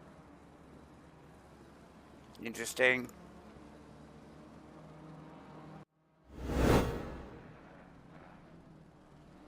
So Marnie and Clark is a great battle that's been going on. So Marnie has had an absolutely fantastic race to this point. He's been watching brief for some pretty exciting stuff. I think Gunther Rowe, Danny Kim and co. Crossed into the lane now also, mate. So, yeah, look, Elvis, my prediction is I think that all going well, Firthy should somewhere be in about 9th or 10th position by my calculation, all going well. I would like to think that's where Nick Firth shakes out, crossing in the lane now. Yeah, I agree. He might even... I don't think he would sneak up. If he did sneak up a position, it wouldn't be too many anyway, because the guys at the pointy end are running really solid at the moment. So we see, is that Crossland in the pits? Yeah, it is. Webley in there also. So this will be significant. Matty Matty T, as I mentioned, went for a 35 stationary and a minute 3 outright. So this is significant to see what Webley does. He'd be looking for something there or thereabouts, or slightly better. Big flurry now. Gunther Rowe, Tony Spence in the lane also. So these are the cars that I aforementioned, that this is where Nick Firth is battling certainly with I believe Gunther Rowe. What have we got? Webley 36, so he was a second slower than Matty. Where is she? She's coming down the finish line, so still got enough margin. Here's Brandon Webley.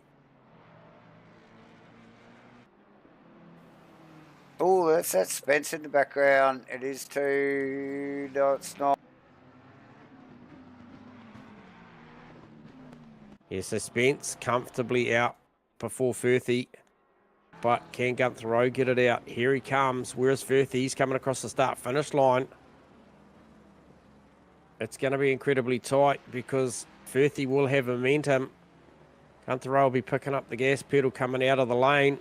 Firthy's going to come on strong here. Gunther Rowe has got him covered off. He has. And who is that behind Firthy? Okay, so that is James like Firth. It's going to let him through. That's one of the leaders. Goddard now in the lane.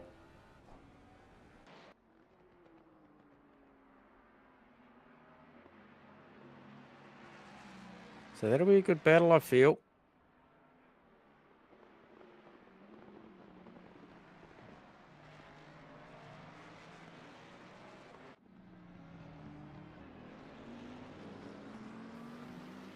Got to get back to this Dawson, Crossland, McConnell battle. These guys, last time I looked at this, Dawson was at the back of this trio. I can't even remember who was at the beginning. Actually, it might have been McConnell, and it was Crossy usually in the middle. But here we go. Crossy again, and out on the sand there. But at the moment, we've got Dawson in front, McConnell at the rear, and Crossy back in the middle again. And what a cracking race these guys will be having. Just all on their lonesome, J-Man. Just 1, 2, 3.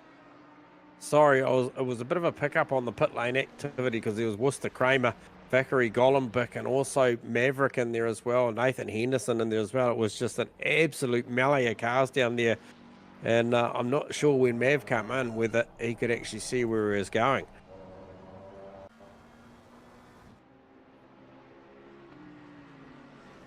So we get the official word from Craig McConnell. Danny Kim had a hardware failure, accelerator pressing it by itself while braking. Yeah, no, that's never going to be a good. Not ideal.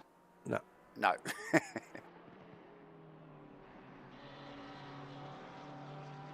Okay, so I think Maverick was relatively clear from Webley and Co and everybody else. So gets out with a 33-second stop. Pretty efficient.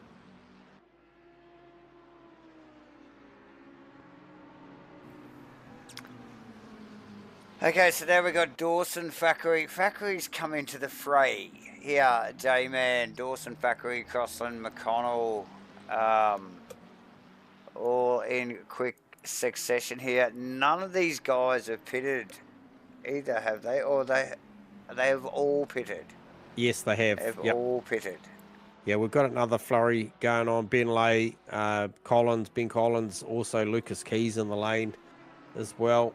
So we've got plenty more going, but we still do have Faraday, Macrolos, Marnie, Clark, Perkins to go. Obviously, once Warren and Lay clear theirs, they'll be taken off that list. Faraday, obviously out there still circulating around. He goes to the top of the tree intermittently, I'm sure.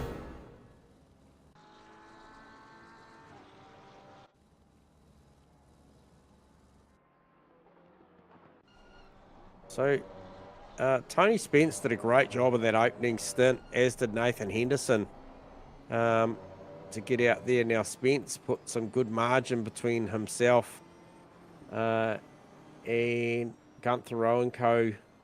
And even Warren and Goddard have done a great job as well. I thought that...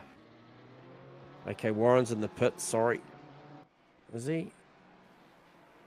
Perkins in the pit. Okay, so Warren hasn't stopped yet. But yeah, no, Goddard, I think, has done a great job as well, because that was one of the cars I thought Firth was going to clear.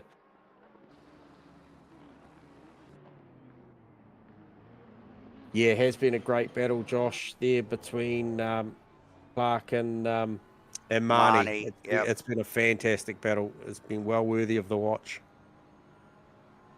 So Lucas Keys, bang on the button there, 32 seconds. Probably as quick as you'll see. I think we saw that out of Firthy as well, but Croston also with a 32-second stop. So hard to make that second or three up out on the track. So if you can do it in the lane, certainly worth plenty.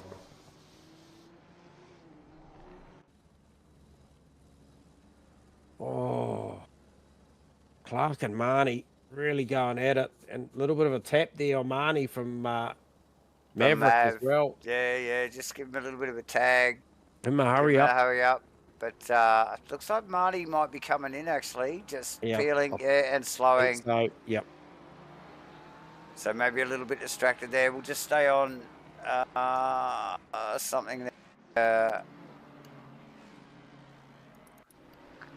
Crosland. McConnell, I'll let you call it, J-Man. I'll be back in a moment. Yeah, so Crossy really putting the heat on. Looks for the inside move down there on McConnell. Going to live there. McConnell will have the rights for the next left-hander if he can stay there, and he's going to.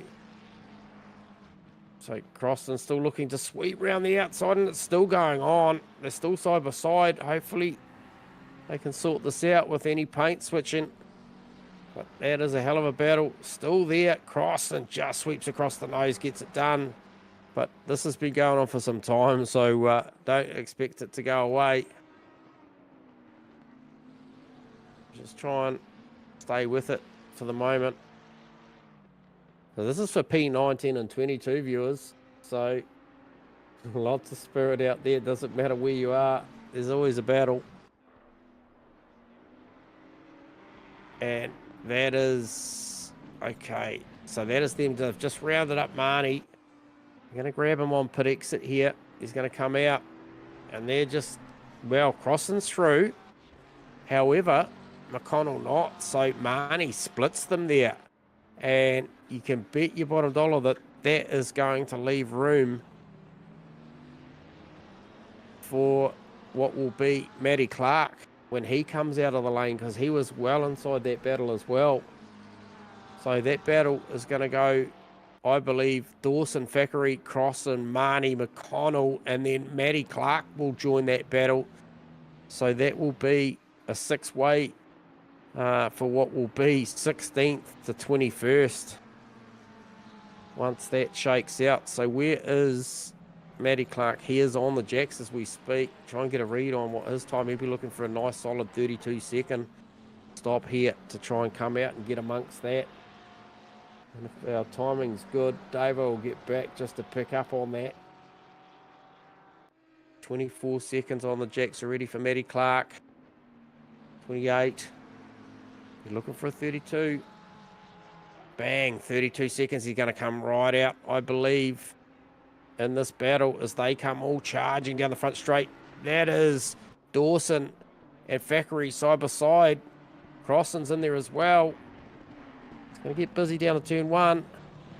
Where is Matty Clark? He's just come out the lane just ahead of them all. So he did a beautiful job in the lane just to clear that battle. However, they are right with him. That is just going off, isn't it, J-Man? Oh, mate, there's an absolute chaos down there. Every time they turn up to 1 and 2, they're all side by side. Nothing's changed there. Look, Dawson around the outside of Crossan this time. And if anything, it's actually McConnell's just gone back a little bit. Marnie's in the mix as well still. So Clark clearly the benefactor there because he was battling pretty hard with Marnie prior to the pit stop. So great job there. Although I suspect it's far from done. Far from it, like you said, J-Man. So McConnell actually right at the back of that now, and hasn't that party grown over the last few laps? Yeah, it has. It has. Now, look at Crossland on Dawson here. Wants that back. Marnie and McConnell in the background. And hasn't Edward Vickery done a great job this race so far? Look at Crossy on the inside. Yeah. Drag races, McConnell. Dawson, should I say. Yeah, Marnie right in there as well. Just tries to fake him and again gets that. Over under. And you see it looked like he almost tagged the back of the Bentley there, J-Man. Yeah, it was. I think he had to clear the throttle for sure. And look at Marnie run that high line. It looks good, that Porsche there. Back in a sec, Dave, viewers.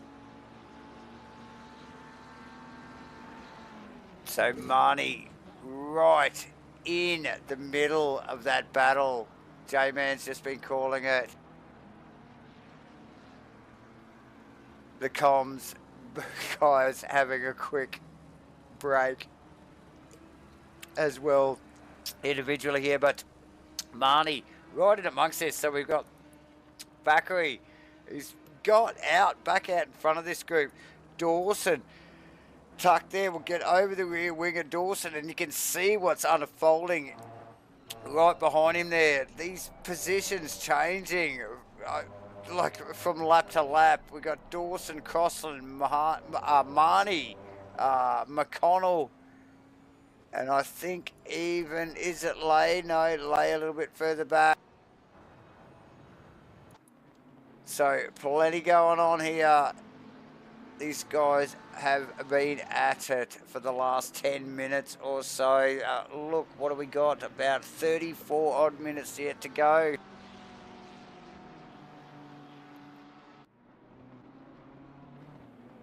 Macrolos in the pits.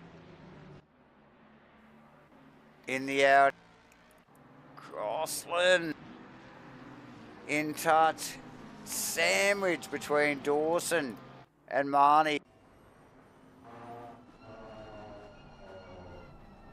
And again, just the concentration from these guys racing so close. They're only a few car lengths apart. And you look at the trainer cars. Just looking over the rear wing of there, Dawson. That's Crossland in the SIMBLACKS. 43 McLaren. Marnie. I felt like I didn't leave. It's still the same race. No, not much has changed here. We got Marnie in the 94 Porsche. And look at the marks. We've got two as well. Dawson, Bentley in a Bentley. Crossland in a McLaren. Marnie in a Porsche. McConnell in a Ferrari. BMW. J-Man. GT3 at its best, isn't it? Yeah, it certainly is. Now, Wembley did a great job in the recent past too, Davo. Very close to Maverick, only about 1.1 seconds away. Absolutely. As I'll just make a quick mention, Lucas Keys actually coming through that pack of cars now that we've just been calling for the last 10 or 15 minutes or so. So just to throw a bit of a cat amongst those pigeons, J-Man. Yep. And look, they will barely know he's there. He'll slip on through. They'll carry on doing their thing, battling away. And crossing down the inside of Marnie again. Marnie looking for the outside, rather. And Lucas will be just wanting to glide on through without any trouble. He has got around about, I think, 16 odd seconds, maybe 17 seconds, the difference back to Maverick. But yeah, certainly doesn't want to get caught up in the Crossy Marnie gate. Definitely not. As Marnie steps aside, clearly you can see these guys are so on point, especially these boys. I'm going to say the boys up the front here. We are talking the mid-pack here, guys, ladies and gentlemen. These guys, some of the best racing we've seen tonight here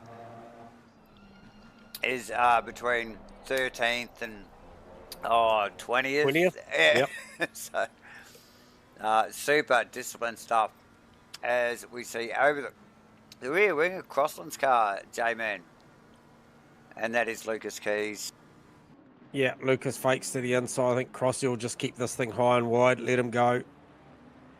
Just try and he'll be looking back towards Marnie's Porsche right now. He knows what that thing looks like. He does, J-Man, and I'm Dawson. surely this triggers just that sort of little thing. Yes, Dawson around Thackeray, you was going to say, J-Man.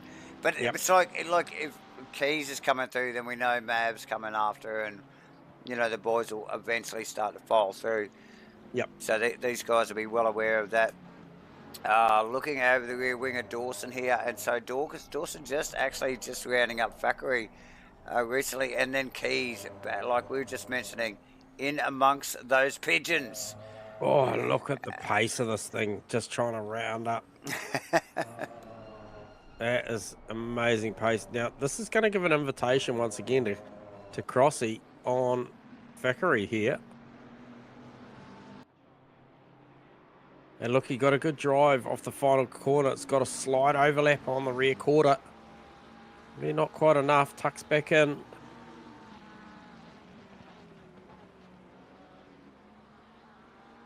Drivers will be starting to run out of track cuts too, I would think too, Davo. So they'll just probably drive a little bit tighter through turns 1 and 2 now, or certainly 1, and then potentially out of the final 2 corners.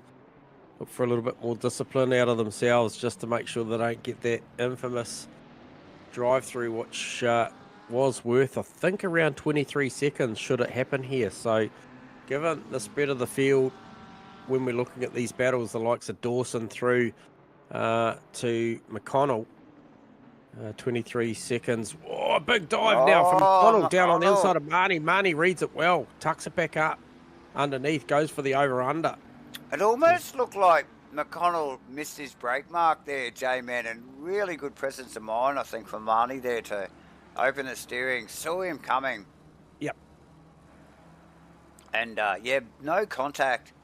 And everybody's still pointing the correct direction and at it immediately. Again, it's not like it's hardly a blink of an eye. And these guys are at it again. So Crossland, Thackeray, Dawson. Look at the front of Crossland. He's right on him again.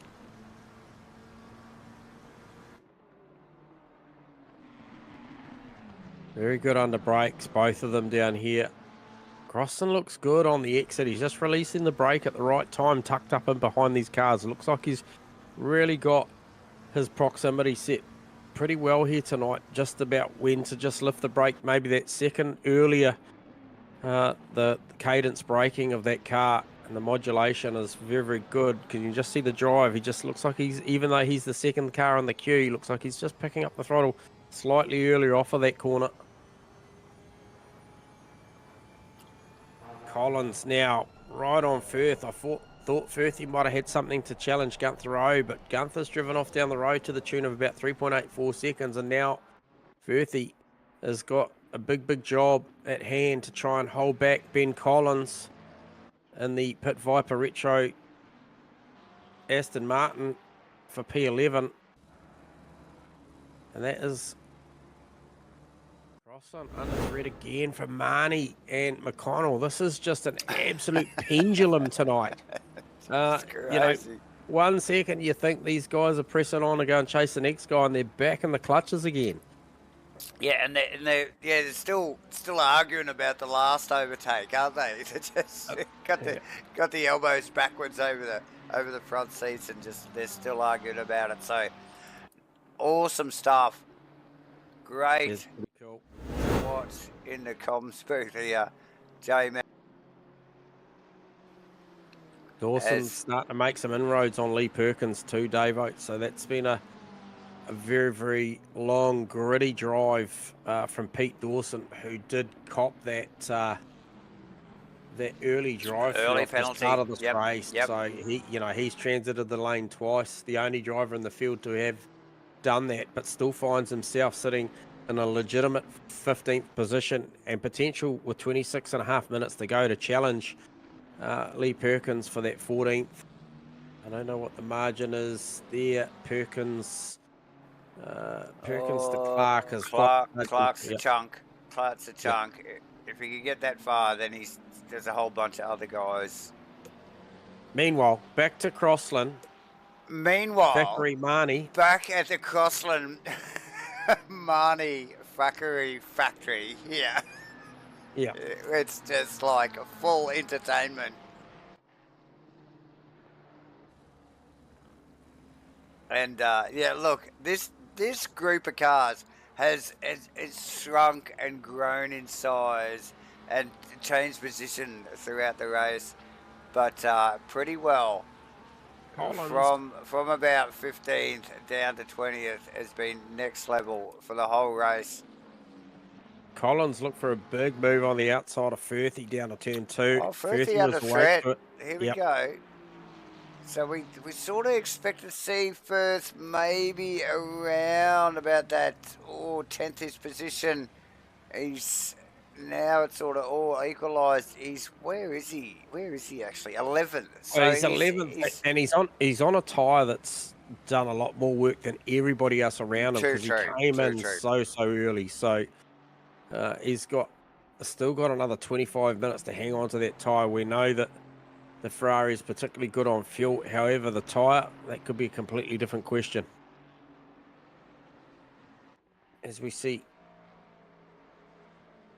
Dawson now starting to range up on Perkins. So this is a very, very gritty drive here from the 54 car of Pete Dawson. Guy in recent times that you and I have both had the pleasure of driving within another format, another series of racing, and he's a very astute racer in his own right. Pretty calm character, doesn't get too excited. He gets out there, does the business though. Oh, definitely, J-Man. Great temperament for racing, cool as a cucumber, and just makes it happen. You know, all the talk is done on track. Once again, Collins outside of Firth. He's tried twice now. Firth has been awake to it, so I'd say Firth will just look for that inside line each time at turn 2. Drive through for Chris McConnell. That is an absolute shame because he has been a part of what has been an outstanding battle all night. So the 49 car is going to have to take around about a 23 transition, second down through pit lane, and look up the front. That is Steve Crossland, Marnie, and also Eddie Thackeray as well. They were 3 wide into 2. Marnie is going to look for an inside move here down to 3 on Crossland. Thinks better of it. Crossy very, very deep into 3 this time. Marnie's such a measured driver, J-Man. Yeah, very, very calculated for sure. Yeah, look, really see the mistakes. Has a big crack every now and then, but at it. But yeah, really see some major mistakes. And look, in this sort of style of racing, in this mid-pack style of racing, J-Man, you definitely got to keep your head together to make the gains. So close. Firth. Yeah, can't find a way through on Firthy at the moment. Oh, mate. This is a strong Firthy. You'll go to the inside once again. And you watch Collins very, very deep on the high line up here. Has he done enough this time? Firthy runs it deep down and covers the inside line. Oh, they come a little bit of contact on the exit this time. A lot closer, a lot more aggressive. So Firthy prevails once again. Yeah, it looks like Firth just grabbing a little bit of handful of opposite lock there to counter any oversteer, and gave Collins a bit of a clip on the way out of 2. No harm, no foul, and these boys run down to 3, and it's on. Flame spitting from Collins. Aston Martin here. Down to the only, I think, is it the only 2 left-handers in this track, J-Man? It is. And also Macrolos now sort of late sting in the tail with just under 22 minutes to go, has caught the back of Tony Spence. That is 7th and 8th, and he's really well on the wick up here.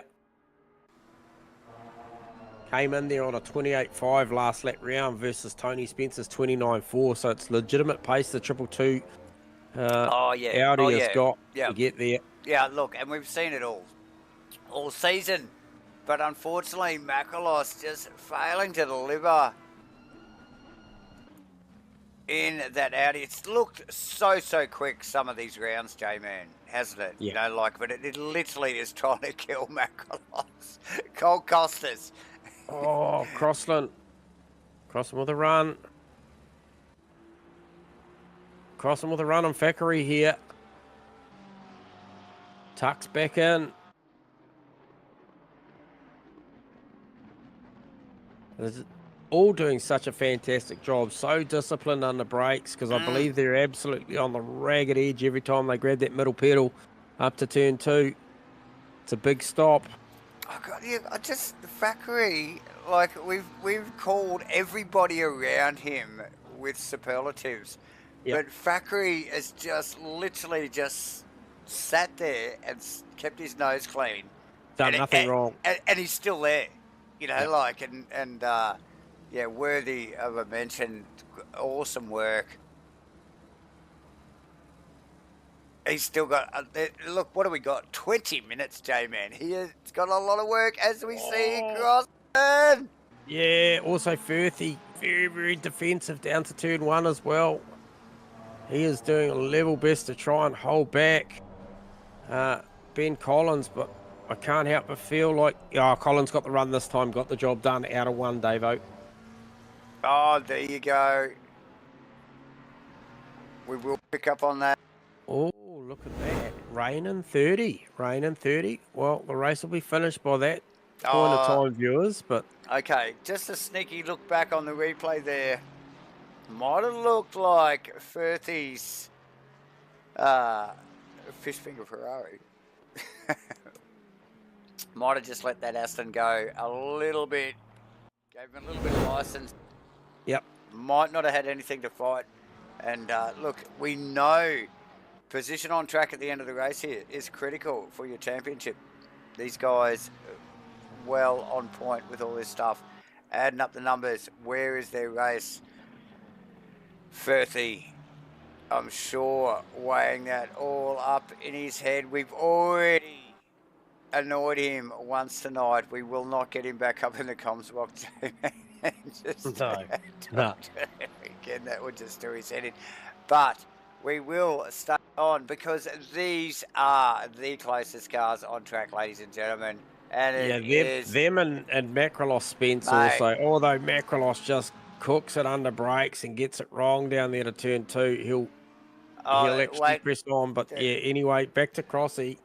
That won't take long for him to get back up there, I think. So yes, what do we got here?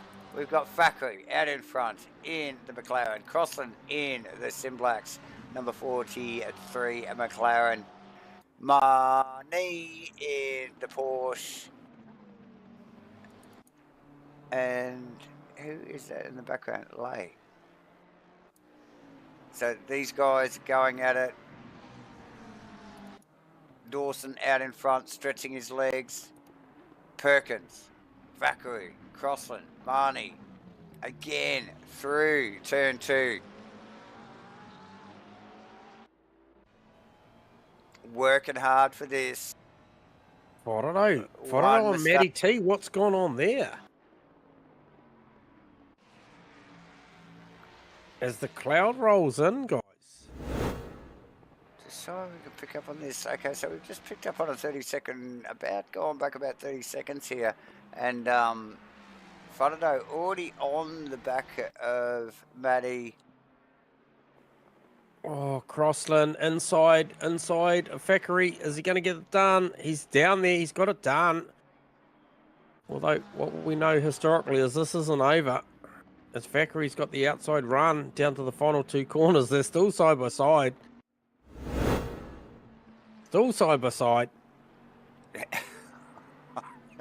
Still side by side. Yeah, Oh, that is crazy. there you go. Oh, Matty Clark. Matty Clark gets a drive through.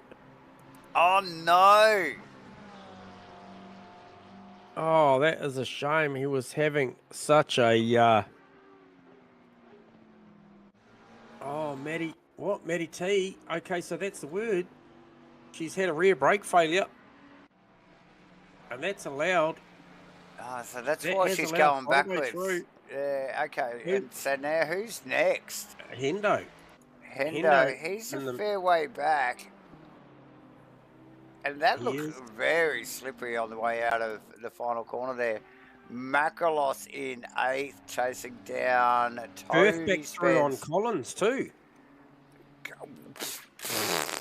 What the hell? Let's get a load of that. We will get out of the first car. Collins wide into 3. In the replay there, J-Man.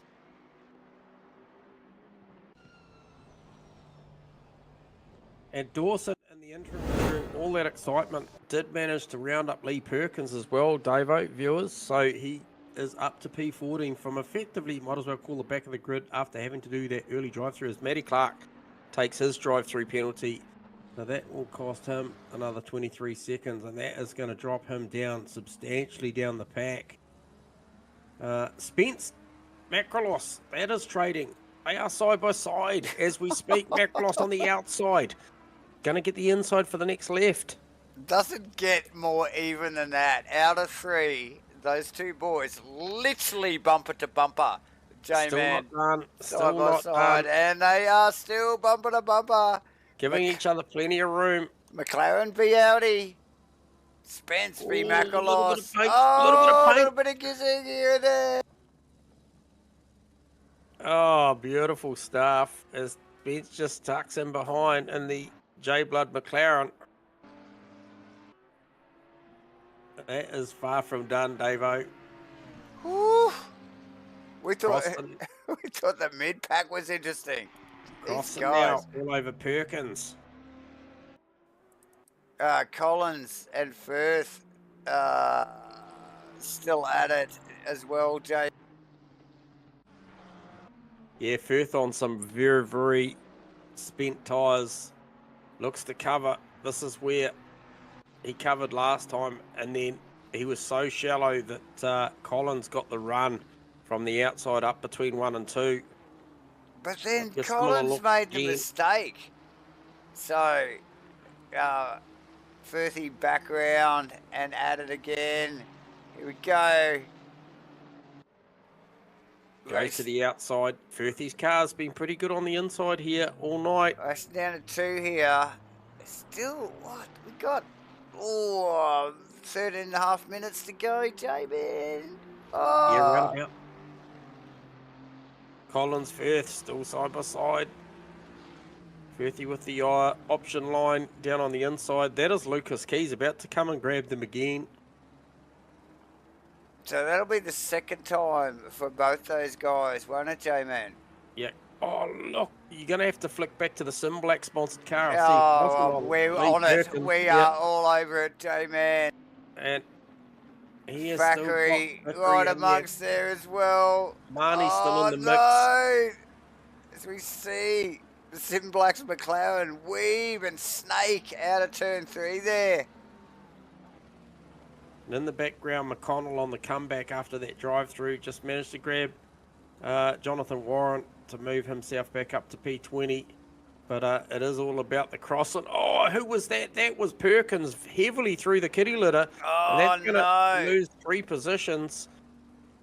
And that will be to Thackeray, Barney, Slightest of mistakes here, J-Man. We'll just pick it up on the replay here. Just a quick one. Just got out of it. Oh, that was a weird... Looks so awkward the way the car just stepped off the ripple strip there and out into the sand. Literally changed the whole dynamic of the handling of the car. Just literally pull that thing up.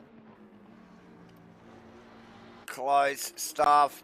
Definitely changed the dynamic of that little battle a little bit, as well as now Crossland pulls away. Now can start focusing on chasing back that Bentley. But look at the background there. It's not over because we've got Thackeray, Marnie, and Marnie, Perkins all yeah. still going at it. Oh, actually, that's Mav coming through. Yeah, Mav's coming through the mix as well. He's on his own, got his own agenda going on. He's still eyes towards Lucas Keys. It's a little bit of contact in the middle of the corner. That's going to upset the Thackeray car there in the middle. It's going to allow Marnie to go through during that little exchange there, and possibly put Thackeray up vulnerable to Perkins again. So Perkins recovering after that little bit of a gravel pit potato planting expedition down there at turn 5 earlier. No doubt. Oh, and they're going to go side by side, heading to the final sector as well. That is going to be those two there. Perkins, Thackeray going to come down through the final sector. Trading Ferrari on McLaren. Yes, it is. It is McLaren v Ferrari once again, J-Man. We've seen it a few times tonight already. We've seen it with Crossland and McConnell there for nearly more than half the race, actually. It's 10.5 minutes to go on this race, and this is the quietest as Crossland's been all night. Yeah. These Perkins. two side by side. And again, looking for the cut back.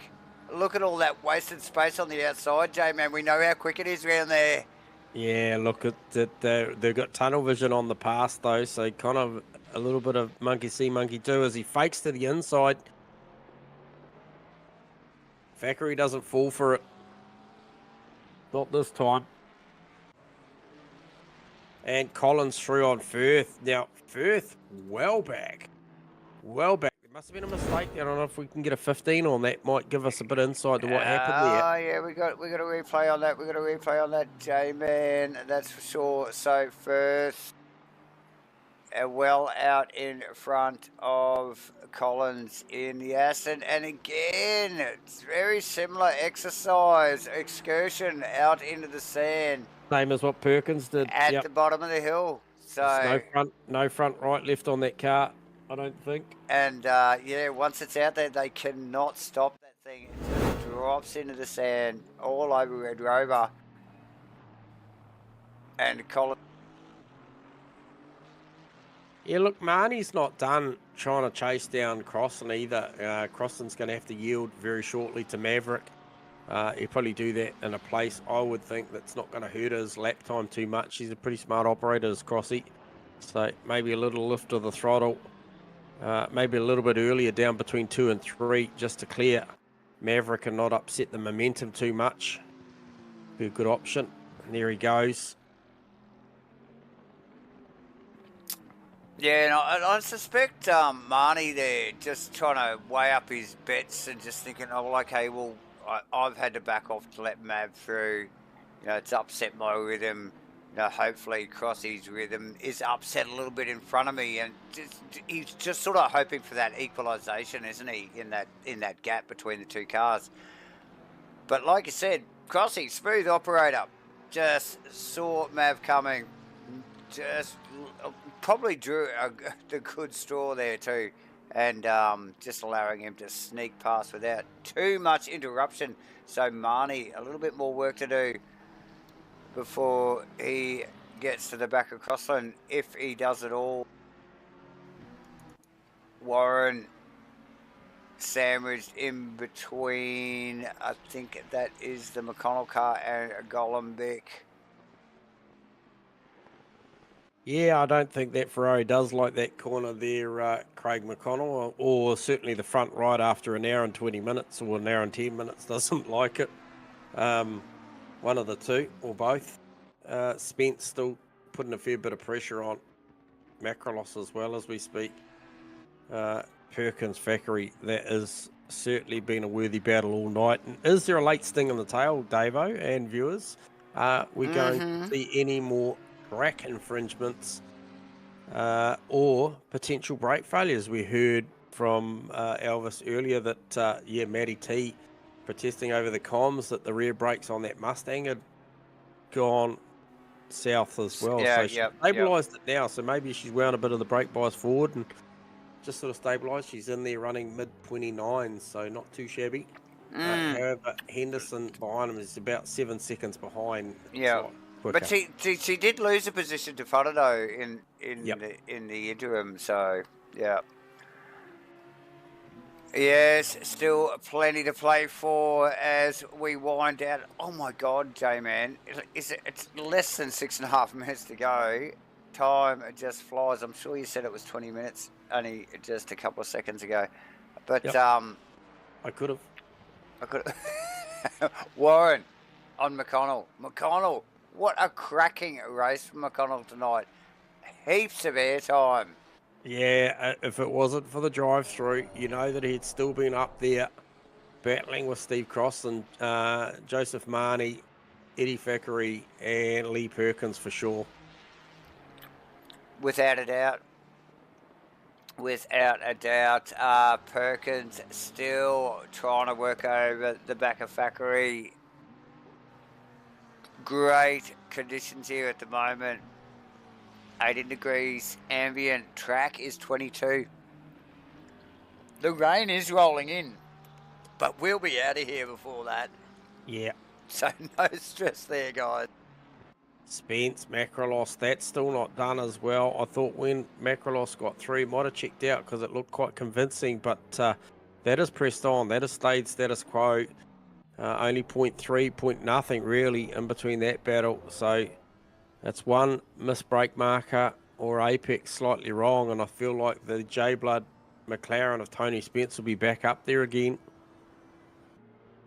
Super, super close. Marnie also, he's closed that gap down on Crossland. We saw Crossland check out earlier in the piece when he got through on Thackeray and Perkins after that little run wide from Perkins through the kitty litter down through 5.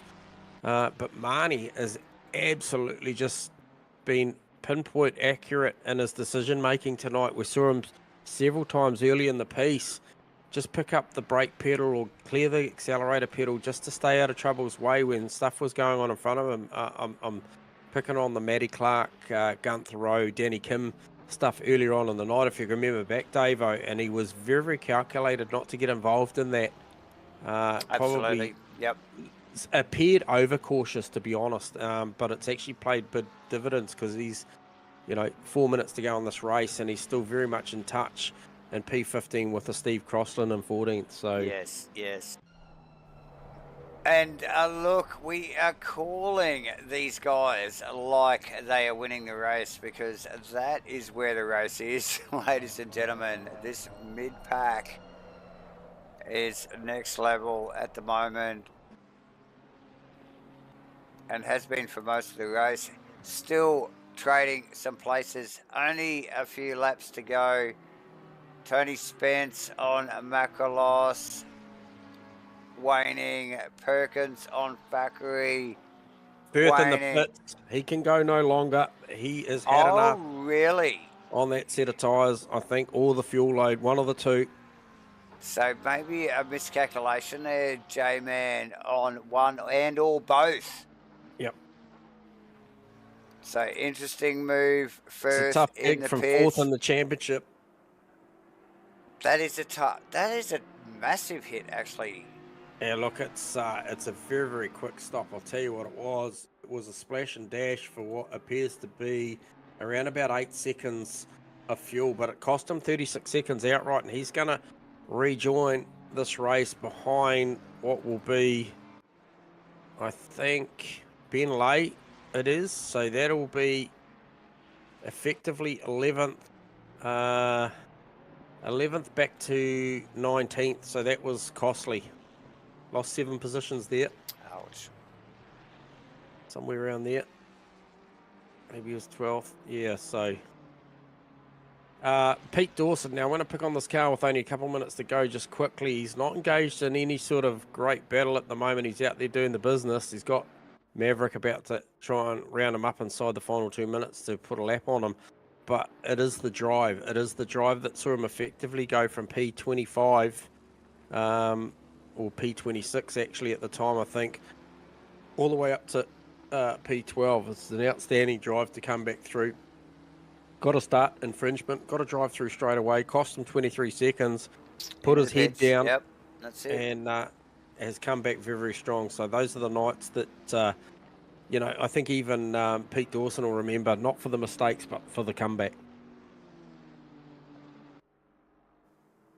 Yeah, so working his way back through, back up into 12th position, J-Man. We knew it was a bit of a stretch to get to Collins.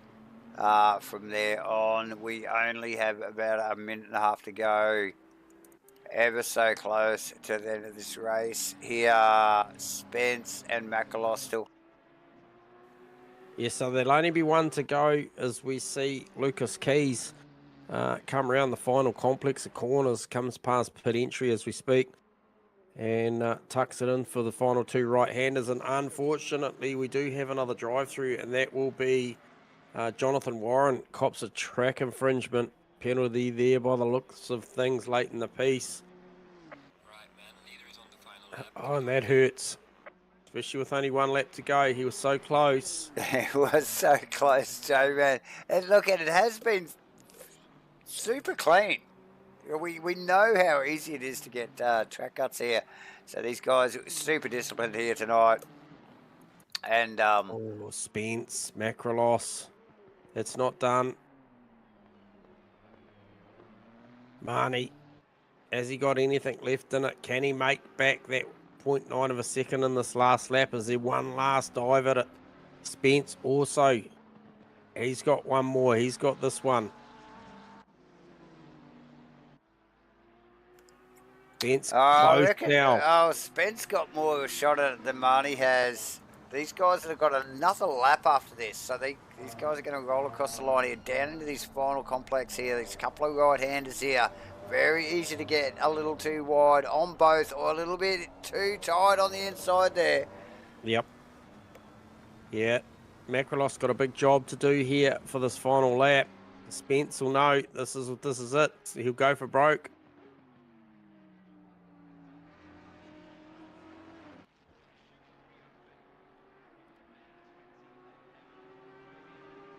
He is very, very close as they head up to 2.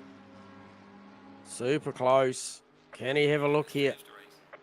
Looks to the inside, shows the nose, fakes Macrolos into running a little too deep, tucks the car up the inside.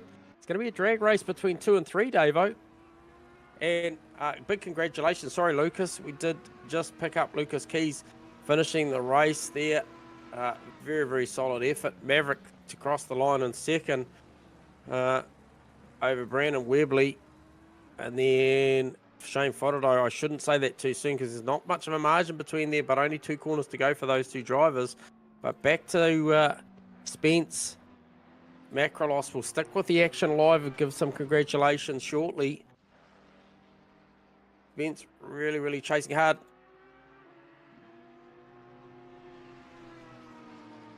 Oh, he's only got a couple of corners to do it. It's looking unlikely. He doesn't look like he's let up though. Macala's still having to push hard to stay in front of Spence. The slightest mistake. Oh, Look at the right gain. There. Right there.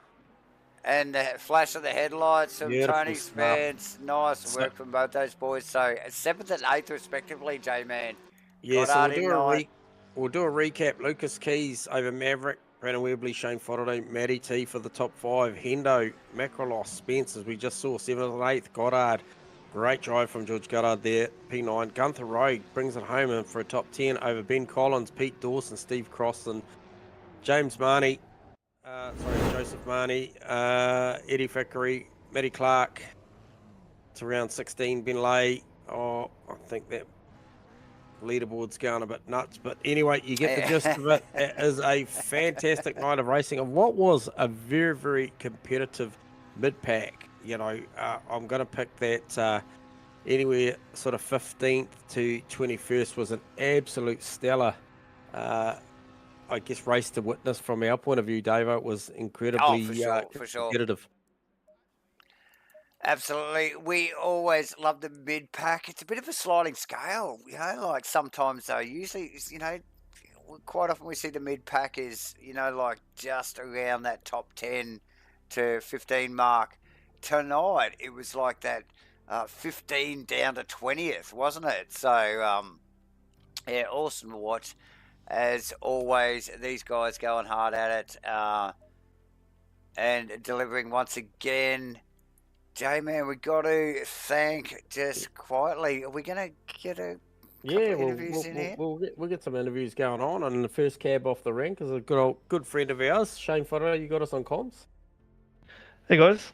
Mate, fantastic race there. How'd you do? And we looked back there, thought it was pretty status quo up the front, and then all of a sudden saw you really closing in on Matty T. So no issues with your rear brakes, mate? No, my brakes are fine. They're just both of them I think had rear brake failure or something. So, but I noticed I was not braking on the curbs. They were using a lot more track than I was. Maybe that had something to do with it. Yep. Now, fastest lap of the race for you, I think, was around about a low 28, mate. And the car looked good. The Mustangs actually looked really good outside of the two Datsuns. They're up the road. There was a trio of Mustangs afterwards. So there's third, fourth, fifth were Mustangs. So the Mustang likes the place. You've obviously come off the back of another stint here recently in another manufacturer. Looked pretty comfortable out there, Shano? Yeah, my race setup was pretty good. I actually didn't have two fresh sets of tyres, so I ran long on the first set, and then so the second set didn't have to do as much work. The tyres held on pretty good all the way to the end. Yeah, good stuff, mate. Well, a fully entertaining race, and there was moments there, you guys were pretty much in a very, very good rhythm through the better portion of that race, and it was only sort of when we looked back and saw a bit of a shift there, and I tell you what, the watch back is very much about that 15th through to 21st, I think, but look, you guys had incredible pace. There was nothing in qualifying, I think, outside of those 27s we saw from the front few. I think those low 28s to 28 zeros, I think we might have saw about 6 28 zeros in a row in qualifying, so massively competitive field. So well done on the podium, Shano, because you well and truly earned it tonight. I think I got fourth, but I think I got fourth. But anyway, it's good having a chat. Oh, did you? Okay. Yeah. Oh, sorry. Well, we probably won't get a chance to talk to Luke, although Lucas is here, so we might get a chance to talk to him. No, we won't. He's gone. Okay. Yeah. Okay. So the data's gone all cooked on us, mate, but nonetheless, it was still nice talking. So we need to find out who was third now. Wibbly. Okay. Cheers, Shano. Sweet. Catch you, boys. Thanks, buddy. See you, bro. All right. We'll Brandon? bring in the real. We'll bring in the real third now and have a talk. The real third. Yeah. We just brought in the other guy who we thought was third, but this is the real third, I think. You got us on comms, Brandon? Yo, how you going? Mate, I don't want to take that podium away from you, but look, mate, talk to us about that race and how was your rear brakes? No good either. That something happened at like halfway through the second stint, and my car was really not working properly. So yeah, it was quite fun up until then, but oh well. Yeah. Yeah, and a relatively good battle there. We saw you sort of trading some good times with Matty early on, Brandon, and the cars look quick. They didn't look Datsun quick. Unfortunately, I think that's clearly, combination of probably that's another level. The hands of Mav and Lucas, and then and I think those Datsuns are just something special around there as well. But outside of that, I think the three of you, I think the trio of Mustangs, which made third, fourth, and fifth on the grid for the start of that one, looked very, very competitive. Yeah, it was. I was almost catching Mav for a little bit in the second stint there, and then I don't know if I pushed too much or if I had some kind of setup failure, but my car very quickly didn't work anymore. So, but yeah, I think the Redbull Ring is one of the best tracks for the GTR. Yeah, no, look, very impressive. However, mate, once again, another podium. You're constructing a good championship at the moment. So congratulations on that, mate. They're always, well earned when you get to do them, especially for a 90-minute, mate. You've really got to dig in and keep your focus. And, I can't imagine that any part of that tonight was easy, trying to massage that thing around for 90 minutes. Yeah. It's not my favorite ever track, but I guess now I've had a bit more practice on it. It's starting to come to me a bit. So, yeah. Wasn't too bad, but yeah. Cheers for the broadcast again, guys. Yeah, no, you're more than welcome. Thanks for the chat, Brandon Webley. A great result too, mate. So enjoy that one. Thanks, Thank you, guys. Brandon. Well done. All right, and we shall grab. Who else we Mav. got? Have we got Yeah, anyone left? we got Mav here. So we'll have a quick chat to Mav and just get his take on everything. Mav, fantastic.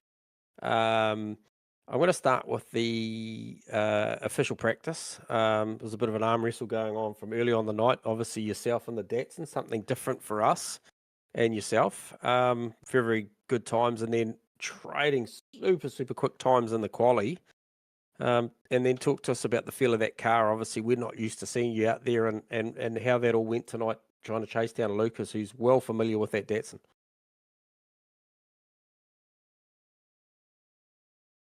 We actually might not have Mav on. G'day, guys. No, we Oh, have. yes, We we have. do. I'm not sure what he heard, long, but long time.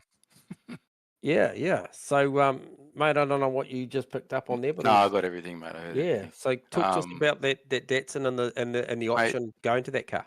It was refreshing not having to clench my butthole every time I go over a curb. Yeah. Having driven that Honda for I don't know how many races Too now, long, clearly. Too long, this man. the GTR is so easy to drive. Okay.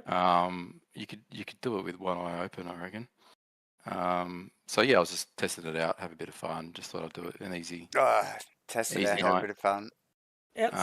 Outside of the rear end stability with the high speed change, the direction, Mav, where do you think it is? Is it on horsepower? Is it on brakes? Or is it everywhere? It's probably everywhere except the high speed corners, I'd say. So brakes are better than the Honda. So Top speed what's the is stuff on the better. high speed? Is it understeer or? I think it just doesn't have the grip somehow. Okay. It's got good grip, but not in the high speed corners. But when there's curbs involved, like at the last two It's turns, beautiful. it's beautiful. Yeah. Yeah, you don't have to like the Honda. I used to close my eyes. Yeah. And And just hold your breath, like you said, and pucker a little. yeah, and the it's nice to have a bit of top speed as well. So Yeah. I miss having that. Yeah, nice. Well, it looked good out there tonight, mate, at your hands, and you certainly traded some great times with Lucas, especially in the quali. And then, you guys went out at it, and he made that margin, and then I think certainly stretched it with traffic at one point there as well. So, congratulations on that. It did look good, and it's refreshing to have you back up here, mate. It's something, if you're not here, it's a little strange. So, yeah, it's back to normality, really. Yeah, I just had a bit of a break, but I might pop up here and there for a couple of races. I'm sure we'll get to talk to you again, mate. So, no, congratulations on that, man. And like I said, breath of fresh air, seeing you in something different, and really made it work straight away. So that was pretty cool. Yeah, cool. Thanks, guys. Thanks for the commentary. Nice talking to you. Yeah, no drama. Cheers. Cheers, man. Yeah, bye. All right, so there you go. And there is, sorry, viewers, to stretch this one out, but there is one guy that I want to talk to you, David. Oh, you probably know who I'm going to grab, Oh. and it's a notable chat if he's got his mic on, and give us a quick hello if you have got your mic on, Pete. Oh yeah, hi guys. Yeah, mate. Congrats on tonight, mate. And obviously, I'm not going to focus too much on the negative, which was the start of the race. But that's predominantly why I've got you here, mate, because that was a really, really gritty drive, Pete, to effectively go from the back of the pack up to, I think what ended up being was that around 14th 12, or better? 12. P12, I think. Yeah. Yeah. Those are the nights you'll remember for all the right reasons, I think, Pete. Congratulations, mate. Yeah, thanks guys. It was a hard pill to swallow. I was tempted to give up on that first lap, but then I thought, this might be fun. And then, it's actually fun going through the pack, but it was a good race. Yeah, and I mean, I think, like I watched intently throughout, even at times when I probably wasn't talking about the drive back through, there were still certain things that were popping up for me. And, I think it was given when it's due, Pete, and it was probably the time when you came up on the back of, I want to say McConnell and Croston and that. And, I thought you were very, Yep. very patient. I think Matty Clark was in there as well. And I thought the patience that you exerted inside that first 40 was particularly, noteworthy based on the fact that you sat there and you weren't, over panicked by it, and you just pressed away, and then it really come to fruition that back quarter of the race. Just you were in that position to keep pressing on, and with the strategy, and to give away 23 seconds at the start like you did, plus the lap time, I thought was a great drive, and that was why I just wanted to give you a big congrats, mate, because that was a really gritty drive, something that we don't see often, because it's pretty easy to hit that I'm going to bed button. So Yeah. well done. Yeah, thanks, guys. Yep. Nah, well Good done, night. Pete. Cheers. Good talking, mate. Cheers, pal. So that was Pete Dawson, back of the pack to P12. Noteworthy drive. But once again, congratulations to Lucas Keys on what was another fantastic dominating victory from pole to checkers over Maverick, over Brandon Webley. So well done. Definitely, J-Man. David? Yes, couple of quick mentions. You viewers, thank you very much for joining us here for MatchFit Entertainment's coverage of Rainlight Racing's 2024 GT3 Series 7 here at Redbull Ring for round 7. J-Man, 90-minute race. Awesome stuff. Quickly brought to you by SIMBLACKS, CrossCut Woodworks, Carpentry and Joinery, HENDO, True to Life Racing Designs, Crossy 43, like I mentioned already, streamed by MatchFit Entertainment. If you haven't already got over to Crossy's Twitch channel, you guys have been on another planet. These guys do this every week. Give away.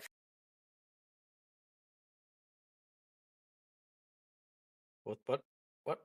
So, awesome Yes. stuff. We got another, I think, 4 rounds, J-Man. Where are we at? In the calendar? We have just wrapped up Redbull Ring. That means Zandvoort is after it, and Laguna Seca, and Watkins Glen for a 2-hour race at the end of the season. Thank you, ladies and gentlemen. Thank you, J-Man, for joining me again tonight. And look, on your way out, viewers, hit the like and subscribe button, and keep the algorithms turning for Rainlight Racing and MatchFit Entertainment. And we will see you all next week at Zandvoort. Bye for now. Bye, See ya. J-Man.